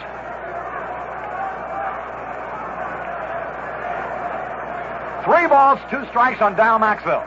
Gary Bell's pitch. Almost hits him. Ball 4. The bases are loaded. Boy, I tell you, Pee-wee, no run is scored yet. The bases are loaded, and 2 shots were hit that were caught. This could have been some inning for the Cardinals. Certainly could. Of course, Cepeda started things off here with a kind of a cheap hit, but then Waslewski made a great play in left field to retire McCarver. And Shannon got a line drive double off the wall out in left center.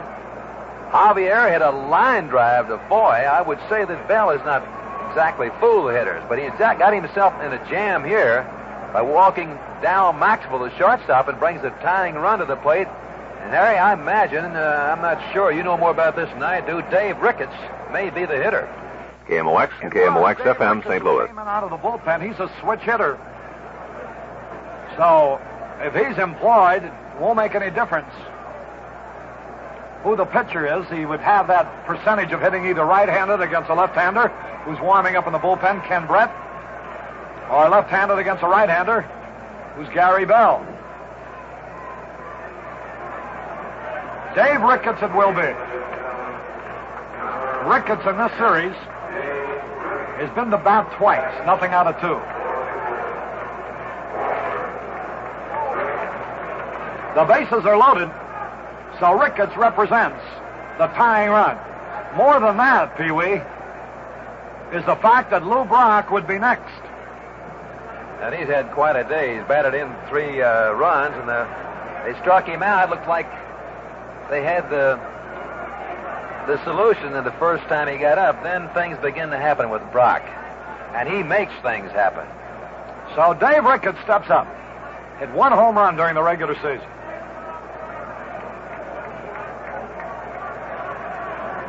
The outfield plays him straight away. Yastrzemski's great catch on McCarver's line drive is a big play in this inning. Bases are loaded. 2 men are out. Gary Bell into the windup. The pitch to Dave Ricketts. Swings and he fouls it back and out of play. 1 strike and no ball. We're in the top of the 8th. In the most eventful ball game of the whole series. The emphasis has been on muscle today, not pitching. It's brute strength, not finesse this afternoon. 8-4, Red Sox. The pitch to Ricketts. Inside, a slider, barely missed. And the count is evened up at a ball and a strike. 2 men are out. Maxville's at first, Shannon at second, Cepeda at third. The score 8-4, Boston. The Cardinals will tie another record today. In the bottom of the 8th, their new pitcher will be the 8th Hughes. And that ties the series record. Here's a pitch to Ricketts. High fly ball into left field. Yastrzemski's back waiting. He's got it to retire the side. Scored with no run. 2 hits. No errors. 3 left. The Cardinals have stranded 8. And at the end of 7.5 innings, the score, Boston 8, St. Louis 4. We're going in. The bottom half of the 8th inning. The Cardinals will have one more chance to get back in this ball game. They trail by a score of 8-4. The Cardinals have 4 runs on 7 hits. The Boston Red Sox have 8 runs on 11 hits.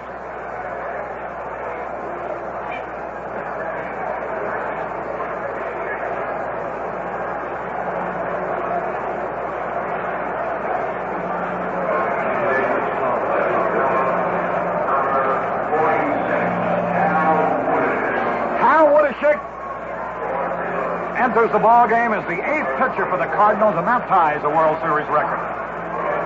Set by Cincinnati against the Yankees in 1961. George Thomas will lead it off. Came into play right field. Right-handed batter. The pitch by Woodishik, swung and fouled back. Thomas making his second appearance.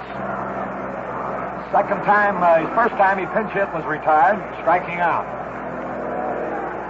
We're in the bottom of the 8th. Here's the pitch. Bouncing ball to Maxwell. Big hop. He's got it. Throws to first. In time.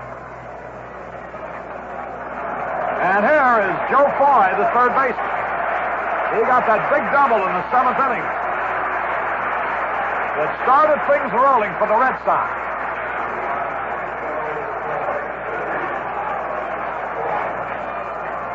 Of the Red Sox, 11 hits. 4 have been homers, 1's been a double. The other singles, of course. Bouncing ball right back to Woodishik. Flips over to first. In making the soft lob, he almost threw it away. 2 men gone. Here's Mike Andrews. He had a big hit in the 7th inning. Every hit the Red Sox have had today has been a big hit.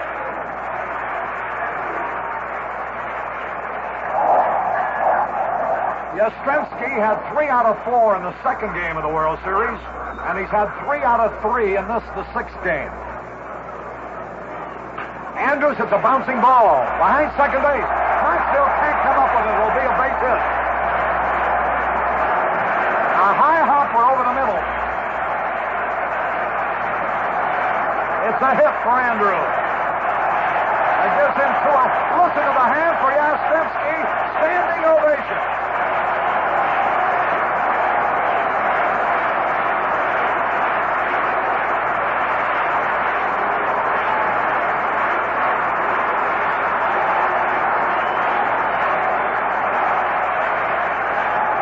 Yastrzemski with a runner at first, 2 out. Woodishik's pitch. Ground ball up the middle. Javier to his right. Up with the ball, throwing to second just in time. He could never have gotten Yastrzemski. So it is no runs, 1 hit. No errors, 1 left. The Red Sox have stranded 7. And at the end of 8, it's Boston 8, St. Louis 4. Okay, Pee-wee. Lou Brock steps up there. And your turn at the microphone. Okay, Harry, Lou Brock. First pitch by Gary Bell. Hit high out in the right field. That ball is going way back to the wind. May take it out of here. Look out. Thomas right back up against that fence. Puts his hand on top of the fence, ready to jump. But it came right down to him as Lou Brock almost had his second home run of the day.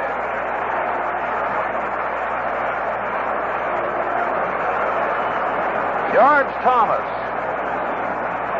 got back to that fence, put his hand up on top of the rail, ready to leap in the air, but the ball came right down in his glove, so it's one away. And that brings up Curt Flood. Curt, 1 for 4. Got a base hit in the third inning. Gary Bell's first pitch to him, inside, ball 1. 1 ball, no strikes. 1 away. Curt Flood, the hitter.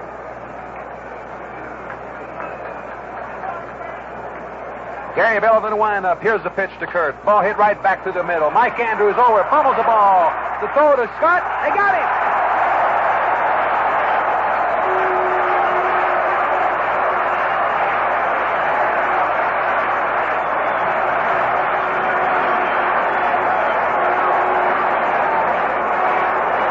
The ball was hit pretty hard right back through the middle. Andrews to his right braced that foot. Hit in his glove. He could not pick it up right away, but he still had enough on it to throw Flood out at first base. So it's 2 away. Roger Maris is a hitter. Gary Bell under the windup. Fastball is outside. Ball 1. Roger Maris struck out, single, walked and flied out.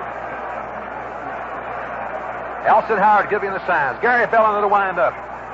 Fastball hit off out into left field. Could be in there for a base hit. Suzuki cannot catch up with it. Barehanded.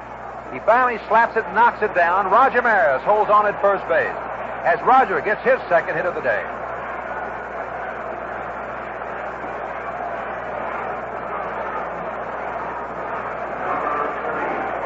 So Cepeda gets another chance. The last time up, he tried to check his swing on a breaking pitch by Bell. Andrews came in fast. It was a slow hit ball. Could not throw Cepeda out, and he got himself a base hit. So the Cardinals' hopes are still alive. Bell's pitch to Cepeda. There goes the ball out in left field. It may go foul. It's a foul ball. It would have been a home run down that left field line by Cepeda, but it was just foul. That's what happens. Now, he's hit some balls right in the nose, right at somebody. He hits this one a mile, but just barely foul. Orlando just a little bit out in front of that curveball of Gary Bell. Bell shakes his head to Elson Howard. Looks over at Roger Maris at first base. The pitch to Cepeda. Little tap. Bell should have it. He has it. The throw to Scott. That's all for Cepeda. And that's all for the Cardinals here in the top half of the ninth inning. No runs, 1 hit, no errors, 1 man left on base. So the score, and that's the final score, St. Louis Cardinals 4 and the Boston Red Sox 8.